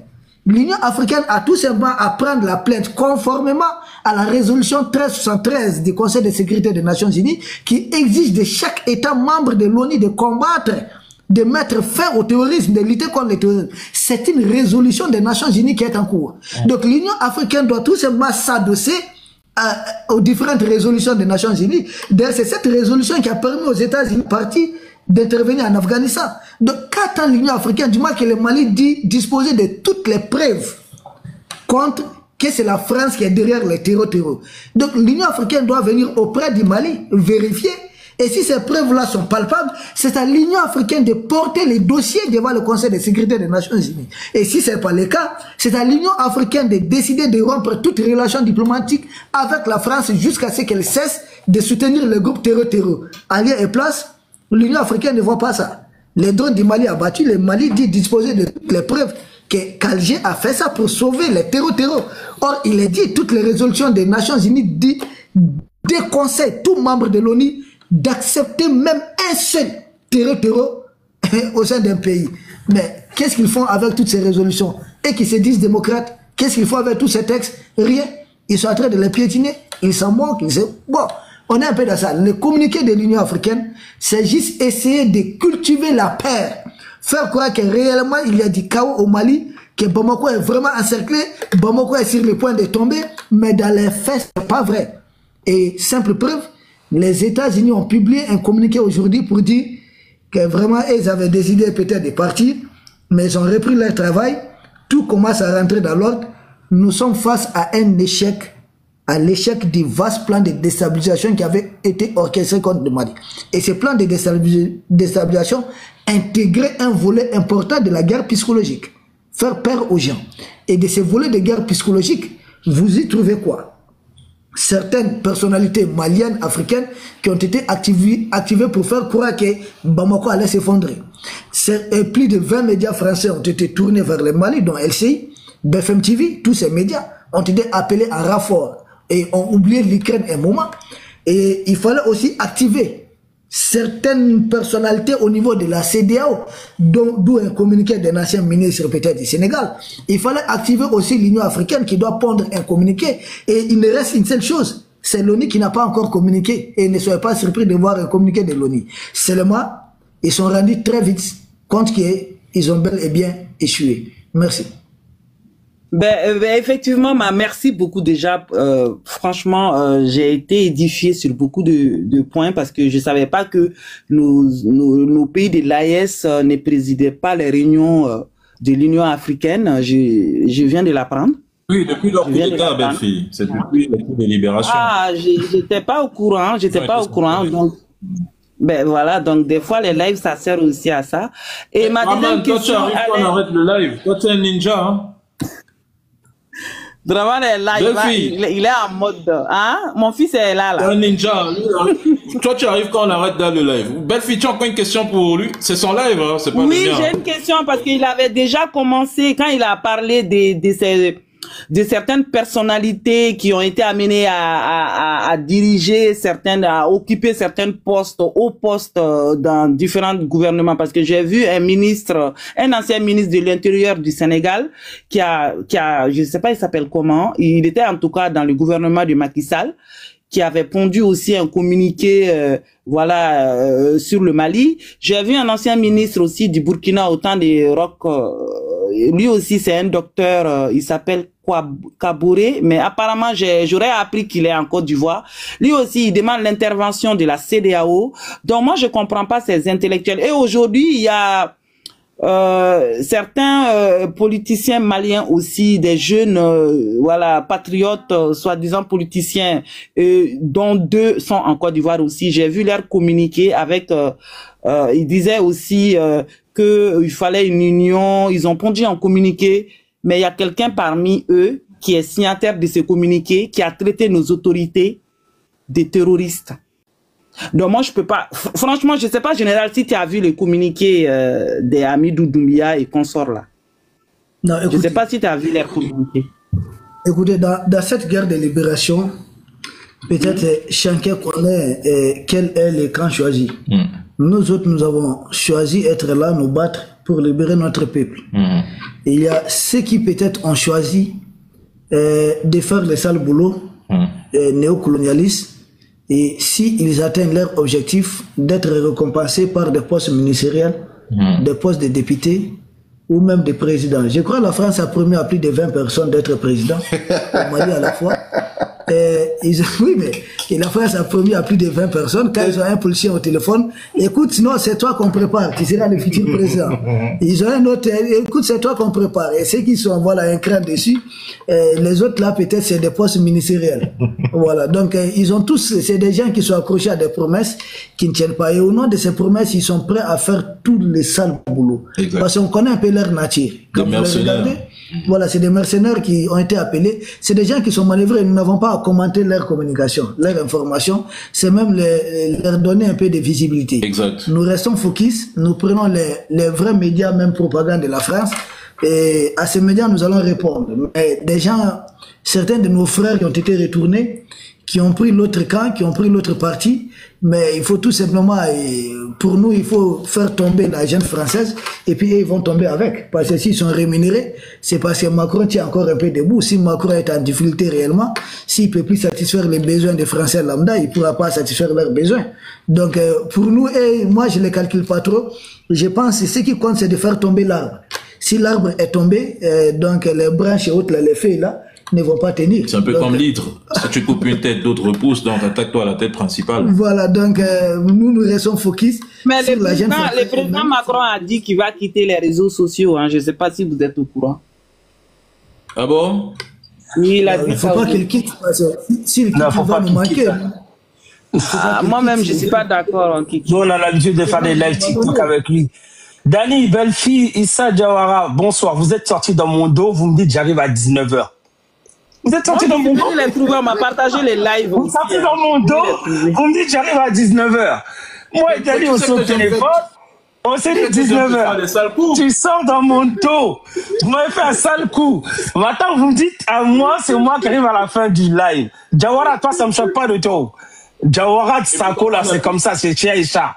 Hein? Pourtant, t'as appelé depuis le début du live. Ouais, mais j'ai appelé, mais il y a une heure qui est prévue. C'est vrai, les Diawara, c'est des désorganisés. Eux, là, c'est le commerce. Partout, ils prennent l'argent. Mais comment tu as su qu'il y a live, là? On t'a partagé? J'ai su. Parce que quand j'ai fini tous mes trucs, t'as vu, moi, à 19h pile, je regarde ma montre, je dis, ah ouais, j'ai live. Tac, tac, tac, je commence à me préparer. Je regarde des appels. Je regarde, ils sont déjà en live. Je dis, purée, ils sont sortis dans mon dos. Moi, quand c'est l'heure, c'est l'heure. T'as vu comment on dit avant l'heure, c'est pas l'heure. Après l'heure, c'est pas l'heure. Donc pour moi, c'était 19h pile chez moi, 18h chez eux à Bamako. Pour moi, c'était ça. GMT dans ton téléphone, frérot. Ouais, mais toi, tu m'as appelé. J'ai dit à un moment aussi. Toi et moi, on s'est appelé combien de fois aujourd'hui? Dali, on s'est appelé au moins 4 fois. Et à un moment, si je veux pas me concentrer un peu, je vais mourir. Issa Diawara, ça va encore, mon frère, mais l'essentiel. Non, c'est lui qui m'a piégé. Ça me choque pas, ça me choque pas. Par contre, ça me choque pas. Non, ça me choque pas. Non. Il a imposé Dani, mais c'est bien, c'est bien. Dani, j'ai dit à chaque fois que tu vois un Diawara, si tu vois un Diawara, bon, c'est bon, j'arrête là. Mais ça, c'est l'élément. Donc, c'est l'élément, Diawara. Non, mais l'essentiel, c'est que. L'essentiel, c'est ça s'est bien passé. Je pense que vous avez fait le tour. Bon. Moi, je ne sais pas pourquoi ils ont désamorcé. Parce qu'au moment où moi, je suis chaud, ils sont en train de désamorcer. Pourquoi? Général. Non, mais pourquoi ils sont en train de désamorcer la bombe, là? Pourquoi ils sont en train de désamorcer? Ah, mon frère, ils se rendent compte de leur échec, c'est tout. Mon frère, au moment où moi j'ai préparé tous mes missiles Akensi, missiles hypersoniques, j'ai dit je vais en finir avec eux, ils ont tout désamorcé, à quoi? Non, l'air est à la justification maintenant, parce que ça se justifie. Maintenant c'est un tel l'avocat d'un tel, un tel l'avocat d'un tel, un tel qui défend un tel. Oui. Écoutez, en fait, Belle-Fille, on était face à un coup d'État qui était préparé. Cette histoire de carburant, oui, c'était l'élément déclencheur. Ils avaient préparé réellement et c'était un projet de déstabilisation. Vous allez retrouver ça dans les communiqués officiels du Mali. D'ailleurs, le Premier ministre Abdoulaye Maïga l'a dit, il s'agit de déstabiliser les institutions. Mais cette fois-ci, la France n'a pas voulu mettre un peu de moyens, c'est-à-dire elle a mis les gros moyens. Les gros moyens en préparant totalement une guerre hybride, c'est-à-dire les GATT, les groupes armés terror qui agissent suivant des tactiques de guerre non conventionnelles. Donc le groupe terror allait commettre des crimes contre l'humanité, parce qu'attaquer des camions citernes constitue des crimes contre l'humanité. Et je suis stupéfait de voir les fameuses organisations de défense des droits de l'homme, les pseudo-grands démocrates, ne pas condamner ça. On est face au cas d'un crime contre l'humanité. C'est interdit en guerre d'attaquer des civils. Vous le faites en temps de guerre, vous êtes en train de commettre des crimes contre l'humanité. Mais pour eux, s'il le faut pour marcher sur un pays africain, peut-être ils ne vont pas hésiter une seconde. Donc, ils se sont préparés. Il fallait, un État ordinaire ne peut pas le faire. Il faut envoyer des groupes armés terroristes qui sont sans foi ni loi, attaquer des camions citernes. Et il y a des chauffeurs maliens qui ont perdu la vie. Parce que quand on attaque les camions citernes, les gens pensent que c'est la cuve qui a attaqué. Non, c'est pas que, voilà, le fil là, la cuve là qui a attaqué. C'est même cabine là où les chauffeurs s'assoient. C'est ce qu'ils essaient d'attaquer directement. Et dites-vous, avec certaines armes qui peuvent faire beaucoup de mal.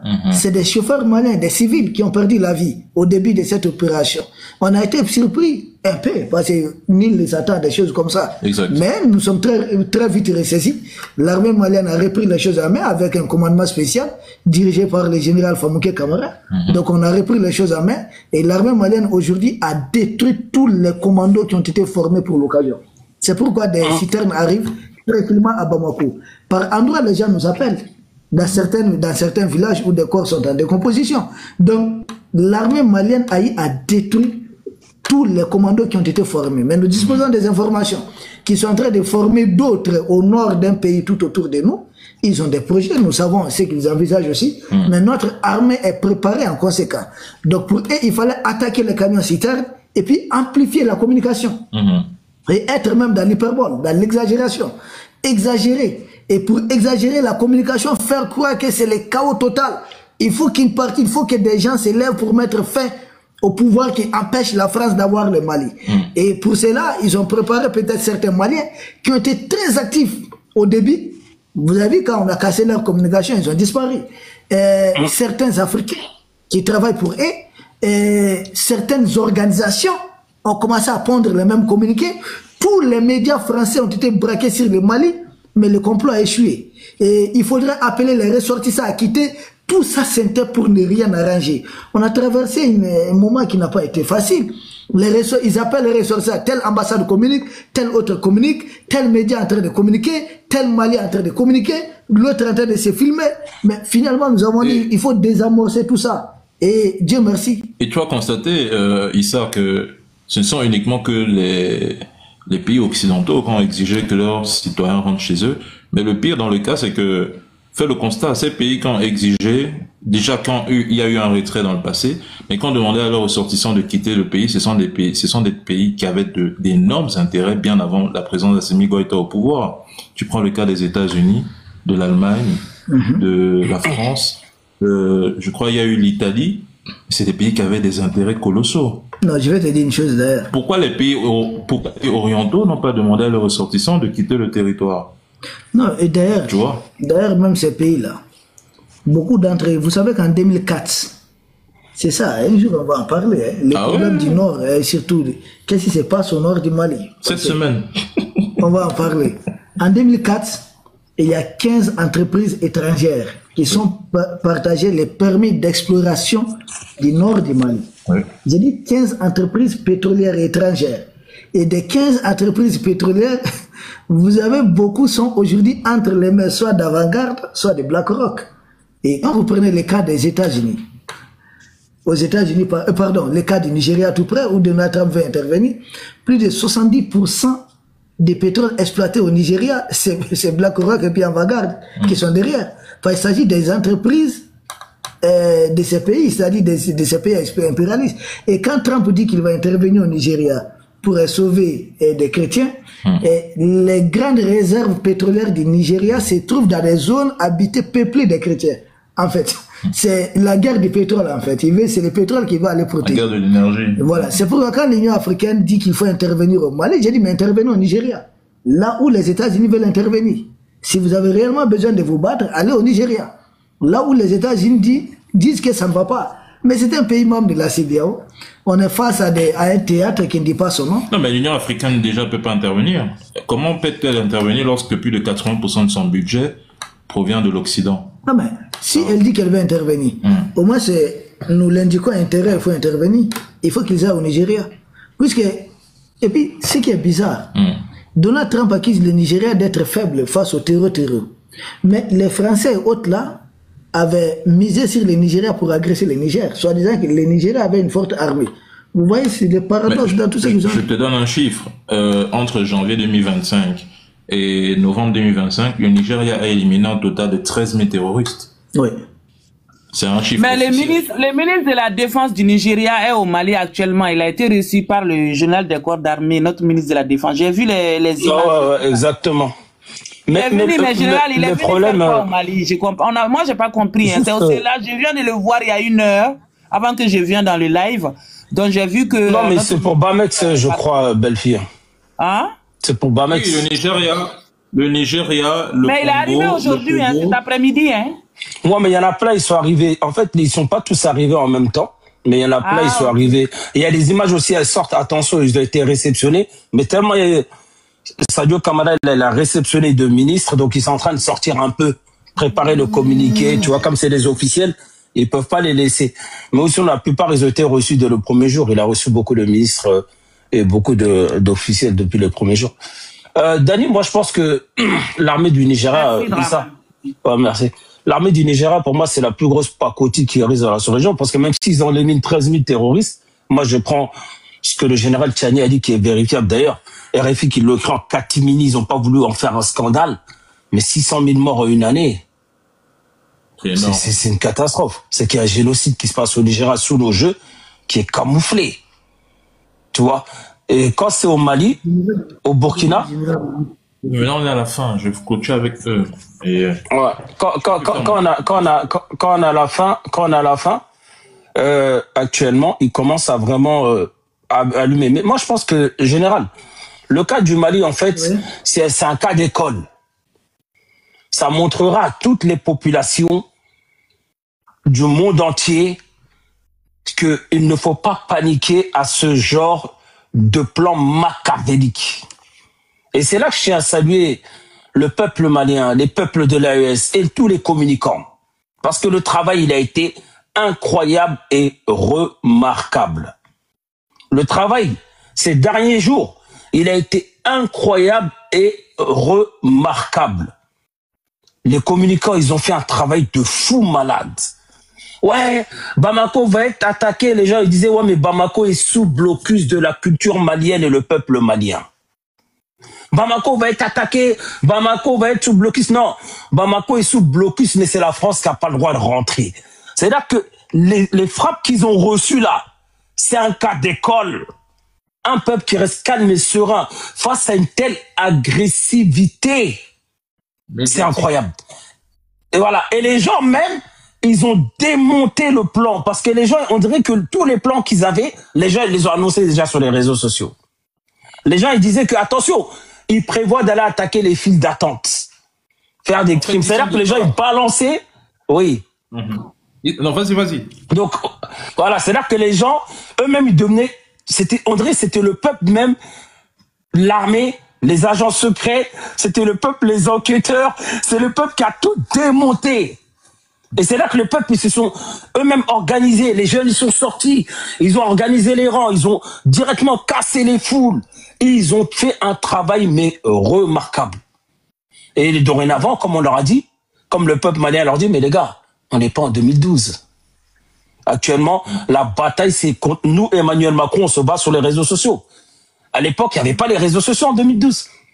À l'époque, c'était, tu te regardais BFM TV, ce qu'ils nous disaient ici, nous, on pensait que c'était vrai. Hey, ils arrivent sur Bamako, ils ont appelé Hollande, ouah. Nous aussi, on disait, hey! Nous aussi, on était là, on mettait la main sur la tête, on faisait, hey! Ma maison! Ils vont prendre ma maison. En 2012, ils nous ont piégés comme ça. Tout le monde est resté comme ça, la main sur la tête. Surtout les Jawara. Les Jawara, ils ont fermé toutes leurs boutiques. Tu vois, toutes les boutiques de Bamako, c'est au Jawara. Donc les Jawara, ils ont fermé toutes les boutiques. Eux-mêmes, ils sont partis se cacher. Nous aussi, on a fui. On a dit, ils arrivent sur Bamako. 2012, ils nous ont fait un film. Tout le monde a paniqué. Mais au final, cette année, tout le monde a vu que c'était faux. Donc, on a vu. Moi, dans ma tête, je me suis assis, j'ai dit, mais est-ce que ces gens-là, ils sont normaux? Est-ce qu'ils connaissent déjà les peuples de l'AES? Les peuples de l'AES, mentalement, actuellement, je pense qu'ils ont une mentalité, frérot, pour leur faire peur. Il faudra utiliser un autre logiciel. Mais le logiciel de la désinformation et le mensonge, ça ne peut pas marcher. Dans ce cas-là, moi, je dis qu'il faut continuer. Franchement, dans cet effort-là, on a trouvé l'outil, c'est qu'ils peuvent mettre 200 milliards d'euros dans leur outil informatique. Et nous, on a compris qu'avec un téléphone, une puce, on pouvait les contrer. Parce qu'il faut dire la vérité, ceux qui ont fait le travail, c'est nos frères sur les réseaux sociaux, nos frères africains, ce sont ceux qui ont des petits médias, et ce ne sont pas les gros médias. Il faut dire la vérité. C'est nous, on a contré. Il y a des journalistes qui ont décidé d'être neutres dans cette affaire. Ils n'ont toujours pas compris. Ils ont encore ce qu'on appelle, comment ça s'appelle, une doctrine périmée. Il faut qu'ils mettent à jour que le pays, la nation avant vous. Ceux qui vous attaquent, c'est les journalistes. C'est à vous de leur répondre. Et c'est là que je remercie déjà Dante, le président Dante qui a vraiment frappé tous ces médias impérialistes et un peu balancer leur plan. Et voilà, en tout cas, moi je pense que cette affaire-là, c'était... Il y a 2 ou 3 journalistes au Mali aussi qui ont répondu. Oui, le journaliste du peuple, oui, tout ça, je sais. Moi, je te dis, j'ai même partagé pour Amadou Diallo. Franchement, chapeau à eux. C'est des plumes. C'est la réponse, elle a été à l'auteur, quoi. Voilà. En fait, je pense qu'il fallait... Moi, je pense que, moi, je préfère remercier vraiment les populations. Parce que je vous jure, j'ai vu une guerre, j'ai vu une bataille farouche. Les peuples engagés sur les réseaux sociaux. Dites-leur que, comme il a dit quoi? TikTok marabé en des bolos, c'est ça. Réseaux sociaux en des bolos. C'est nous, on a le contrôle. Et dites aux moutons d'Alassane Ouattara, ceux qu'on dit comme quoi que nous, Ouattara, il nous donnait du carburant. Dites-leur qu'ils, comment il s'appelle? Leur porte-parole du gouvernement, il a dit quoi? Il n'a pas dit c'est privé à privé, que le gouvernement n'a rien à voir dedans. Pourquoi vous êtes agité? Pourquoi vous sortez pas pour rectifier? C'est pas vous qui êtes agité ici en disant que Ouattara il donne du carburant aux Maliens, Ouattara il donne du carburant fils Abilé. Nous on vous a dit qu'on était des grébous, nous. Nous on paye. Tout ce qu'on fait on paye. C'est mes frères les Jawara, les commerçants au Mali. C'est eux qui connaissent le business. Hein? Il a dit c'est privé à privé. Le gouvernement ivoirien n'a rien donné aux Maliens. Les Maliens ne sont pas des mendiants. Hein? Maintenant vous allez sortir pour corriger cette chose-là. Vous avez, même sur une crise, les gens vont dire, non, mais c'est grâce à nous. Ah, nous, on a aidé les Maliens. Il faut vous aider vous-même derrière. Vous êtes en dessous des ponts là-bas. Bon entendeur, tant pis. Merci, Cole. On finit avec Mamichou et on arrête là dans 3 minutes. Oui, Mamichou, on t'écoute. Oui, bonsoir tout le monde, bonsoir à ma sœur belle-fille, Draman. Mamichou, ça va, comment vas-tu? Ça va, Denis et notre général, comment allez-vous? Ça fait longtemps, hein? La lutte continue, hein? Je suis tellement fière de voir aujourd'hui, il y a des résultats qui se passent. Franchement, je suis fière. Et bientôt, l'Afrique va être libre. Faut pas oublier, hein? Parce que là, les peuples africains sont conscients, mes frères, hein? Je vous dis, hein? Parce que nous tous, on est conscients. Moi, j'ai du Tchad. Mais je préfère que mon pays même va rentrer dans l'AES. Mais ce que j'ai en train de voir, j'ai mal au cœur. Mais heureusement, c'est le Mali qui me donne la force. C'est grâce à Mali aujourd'hui, moi, j'ai la force et j'ai la tête haute. Donc, je suis très fier des 3 présidents d'AES, surtout Assimi Goïta, qui nous a ouvert les yeux, qui a sauvé l'Afrique. Sans Assimi Goïta, aujourd'hui, on est foutu, hein, parce que l'Afrique est par terre. L'Occident veut coûte à coûte prendre l'Afrique en otage.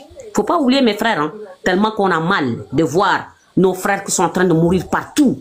Partout, tu vois l'homme noir en train de mourir dans cette terre. Humiliation totale. On est humilié partout à cause de nos richesses. Faut pas oublier. Ça fait très mal au cœur de voir aujourd'hui nos frères qui sont dans notre continent qui ont une traite d'esclaves. Tellement que l'Occident est parti très loin. Ce qui se passe en Afrique. Dans notre propre terre, les terres de nos ancêtres qui vont... Nos frères, soi-disant, regardez les Africains, ce qu'ils font. Mais au contraire, c'est eux qui sont derrière ça. Tellement on est fiers. Nos enfants qu'on met au monde, à la fin, l'Occident est prêt, coûte à coûte, à cause de leurs intérêts, sont en train d'exterminer nos enfants.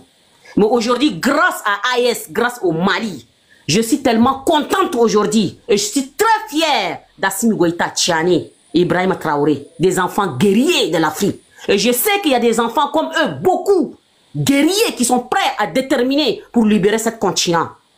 Aujourd'hui, nous-mêmes, on est dehors de l'Afrique, on a le cœur intérieur parce qu'on a tellement mal de voir ces gens qui sont en train de s'amuser de nous des siècles, qu'ils ont enchaîné nos ancêtres et ils veulent enchaîner nos enfants, qu'ils arrivent, qui veulent prendre nos terres en otage.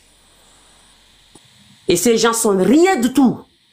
Ils connaissent rien, ils nous font, c'est l'air arrogant. Macron, il connaît quoi? Macron ne connaît rien. À part l'air arrogant, ils sont en train de fabriquer des armes pour nous exterminer. Tout leur cerveau là, c'est l'Afrique.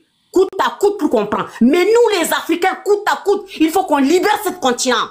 Coûte à coûte, on est derrière le Mali, on est derrière AES. Coûte à coûte, cette terre là, on va libérer.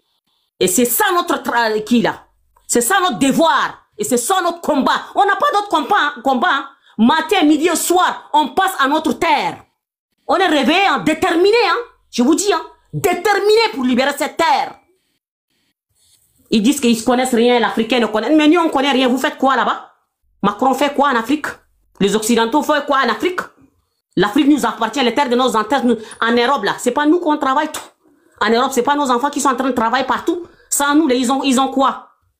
Je dis bravo à Tchani, bravo à Assimi Goïta, bravo à Ibrahim. Continuez, nous les jeunesses africains, on est derrière vous.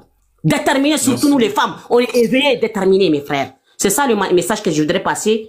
Et prochaine fois, Dani, mon frère, dès que tu ouvres live, je viens. Parce que nous, on est déterminés, mes frères. Non, il y aura un prochain live avec lui. Et cette fois-ci, Draman, ne t'inquiète pas. Je vais tous aviser. Belle fille, franchement, vous-même, vous avez fait beaucoup de combats. Dani, vous avez Dani, arrête ta provocation, Dani. Vous avez combattu pour le Mali. Après le live, Draman. On est ensemble. Dani, je vais te piéger, Dani.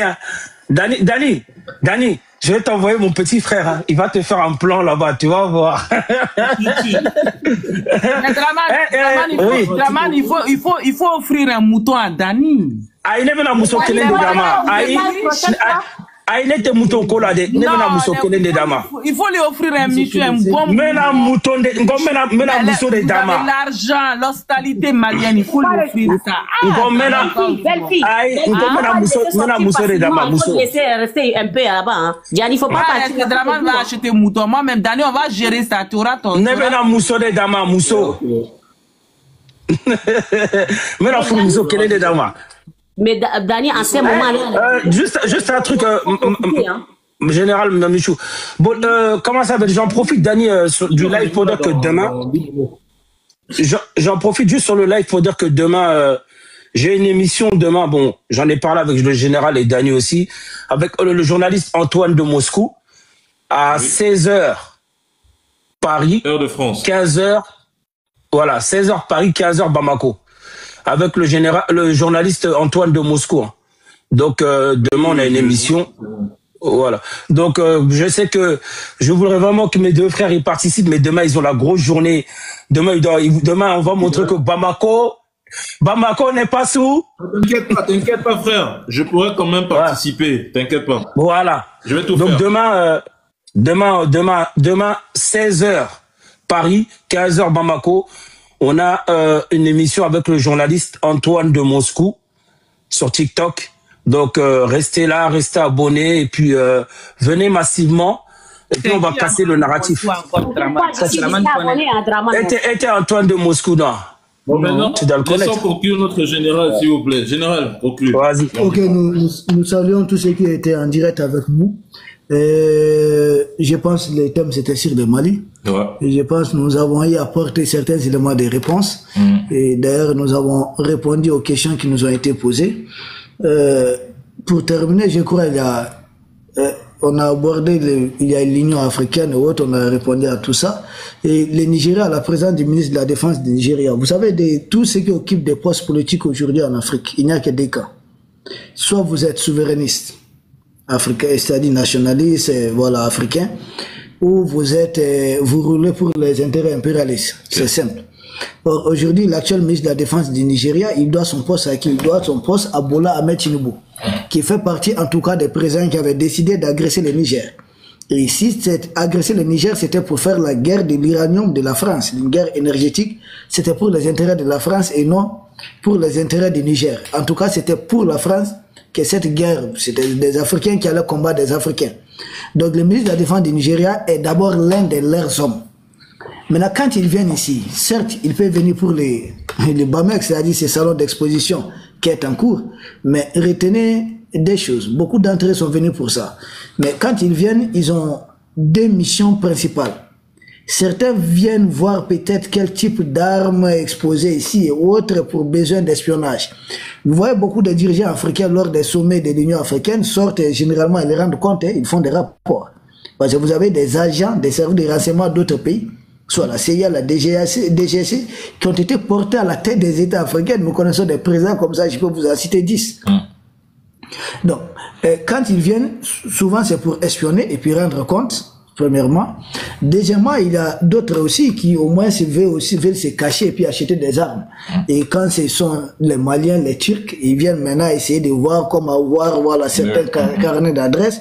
Mais ce qu'ils oublient, le marché d'armement, ça ne se fait pas en cachette. Tôt ou tard, ça va se savoir. Et si c'est si, ils ont peur d'être renversés. C'est des gens qui ont plus peur pour leur pouvoir que pour les intérêts des dirigeants africains. Et troisième chose, il peut venir aussi le ministre de la Défense du Nigeria, essayer de prendre langue avec les dirigeants de l'AES, parce que c'est le Mali qui a la présidence tournante de l'AES actuellement. Ils ont besoin peut-être de prendre langue. Vu que l'Union africaine a publié un communiqué, il faut une intervention internationale, et même au niveau de la CEDEAO, mais rien ne peut être fait sans l'aval, sans l'autorisation des dirigeants de l'Est. Donc, ils ont besoin d'envoyer des hommes, des militaires de la CEDEAO, mais qui sont des mercenaires de la France, pour venir occuper nos pays. Donc, comment essayer peut-être de voler un peu notre intelligence, mais ça, c'est déjà vu. Il n'y aurait pas de troupes étrangères ici, ça, vous pouvez vous en rassurer. Il n'y a que des partenaires sincères qui accompagnent nos militaires. Nos partenaires sincères, ce sont les risques actuellement, qui nous accompagnent pas que théoriquement, même dans la pratique, sur le terrain. Ensuite, pour terminer avec cette émission, j'ai vu d'ailleurs notre sœur, la générale Mamichou, avec la photo du le président Hissène Habré en profil, un homme fort d'Afrique quand même qu'il faudrait saluer au passage. Je pense d'ailleurs, Dani, même si vous repartez, nous devons souvent animer des émissions expliquer un peu qui était cet homme en Afrique, pourquoi il a été diabolisé après, pourquoi il a été diabolisé. Même si c'est aujourd'hui à 2 h du matin, on parle. Donc souvent, il est bien de faire de telles émissions pour que la jeunesse africaine aussi puisse comprendre ce qui s'est passé, comment est-ce que les Hissène Habré sont arrivés au pouvoir, ensuite qui les a combattus, pourquoi lui il a été jugé au Sénégal alors qu'il était malade. Et au même moment, Iyad Agali, qui est un Africain, qui est un chef terroriste, n'a jamais été jugé en Afrique. Il n'y a même pas un mandat d'un soi-disant tribunal africain pour poursuivre Iyad Agali.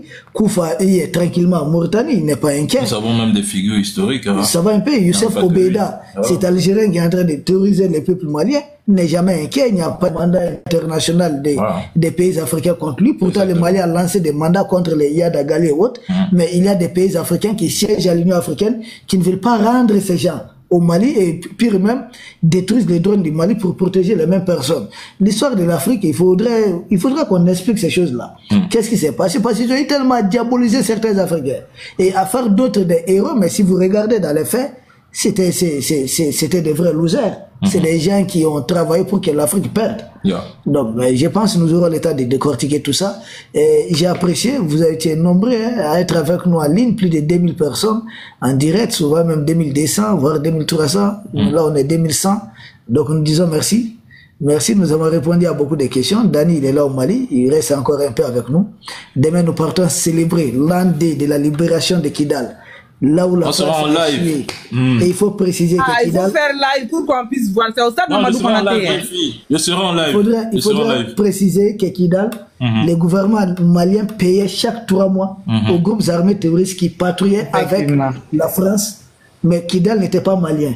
Il a failli la venue au pouvoir du président Assimi Goïta pour libérer militairement Kidal et déchirer des torchons d'Alger. Je vous dis merci. Et demain. C'est l'une des plus grandes victoires aussi, Dani, que l'armée malienne a récupéré Kidal. Il faut le souligner, en moins de 3 semaines. Les régions du Nord ont été récupérées et ça a été une bataille féroce. Et c'est là quand on dit que l'armée malienne est de retour, cette armée qui faisait partie des plus grandes armées avant l'obtention de la démocratie. Voilà. Oui. Et franchement, c'est ça qui fait aujourd'hui que l'Algérie est à l'agonie, que la junte algérienne ne peut pas accepter que Kidal, ils ont perdu Kidal pour de bon. Et aujourd'hui, Kidal est revenu Mali. Mais ça va passer comme un auditoire, c'est tout. Exactement. Ah oui. Mon général Issa Diawara, mon général, tu m'entends? Bientôt ton colonel, il va arriver. Le boubou que tu as dans ton goût, là, je vais le récupérer. Pour toute la misère que tu m'as fait. En tout cas, bonne soirée les gars. Et comme d'habitude, c'est un kiff. Demain, on est en live en direction de Dani, tu vas aller au Mali quand? On t'attend. Dani, c'est quand que tu vas? Oui. Mais moi, j'ai quitté le Mali il n'y a même pas 2 mois. Ah bon? Mais tu n'as pas filmé, hein? Oui, mais tu sais, quand je parle, je médiatise pas, tu vois. Nous, on a tellement d'ennemis, il faut faire attention. Ah oui, c'est vrai. Oui, c'est vrai. Comment ça s'appelle qu'est-ce que j'allais dire? On vous suit les deux. Et puis, Dani, tu nous diras quand tu auras mis l'émission sur YouTube. Je pense que ici ça va être un peu dur. Cette nuit. Il va t'attendre d'arriver là. Cette nuit, tu vas mettre sur YouTube? Aujourd'hui même. Aujourd'hui, dans pratiquement 3 heures de temps, je publie. Tu vois, d'accord. Comme ça, les gars, allez suivre le YouTube de Dani. C'est le même nom, Almeida Dani. Allez suivre sur YouTube. Moi-même, j'ai raté la première partie. C'est pas TikTok, là. Voilà, c'est mon principal lien. Exactement. Donc, allez suivre comme ça. Les gens demandent, Dani, à quelle heure le live? Les gens demandent. Hein. Demain, le live, le plus tôt sera le mieux, en tout cas. Dès que l'événement ouvre, ça ouvre même vers quelle heure? Il y a beaucoup de bruit, hein. Non, mais le problème n'est pas le bruit, le problème c'est de voir ce qui va se passer en fait. Okay. Donc je pense qu'à partir de midi, je serai en live. Ça serait... Midi 13h. Peut-être c'est 14h. Mais Dani, il faut abonner sur moi pour que je vois. Souvent, je ne vois pas. Hein. C'est Belle-Fille qui m'a ramené. En fait, Belle-Fille. Je vais vous partager le lien directement. Je vais vous partager le lien. Okay. Moi, je ne vois pas du tout. Même quand tu partages tes vidéos, je vais partager à toi, Mamichou. T'inquiète pas, quand il va me partager, moi je partage. Parce que je pense que les généraux demain, vous avez un match là-bas, non? Oui, il y a un match de foot. Ah ouais, mais moi je joue pas. Hein. Ah bon, hier soir, c'est pas ce que tu disais. Mais Gandhi et Boubou Mabel, ils ont dit Abdoul Niang qui vont jouer là-bas, non? Contre les Belle-Fille.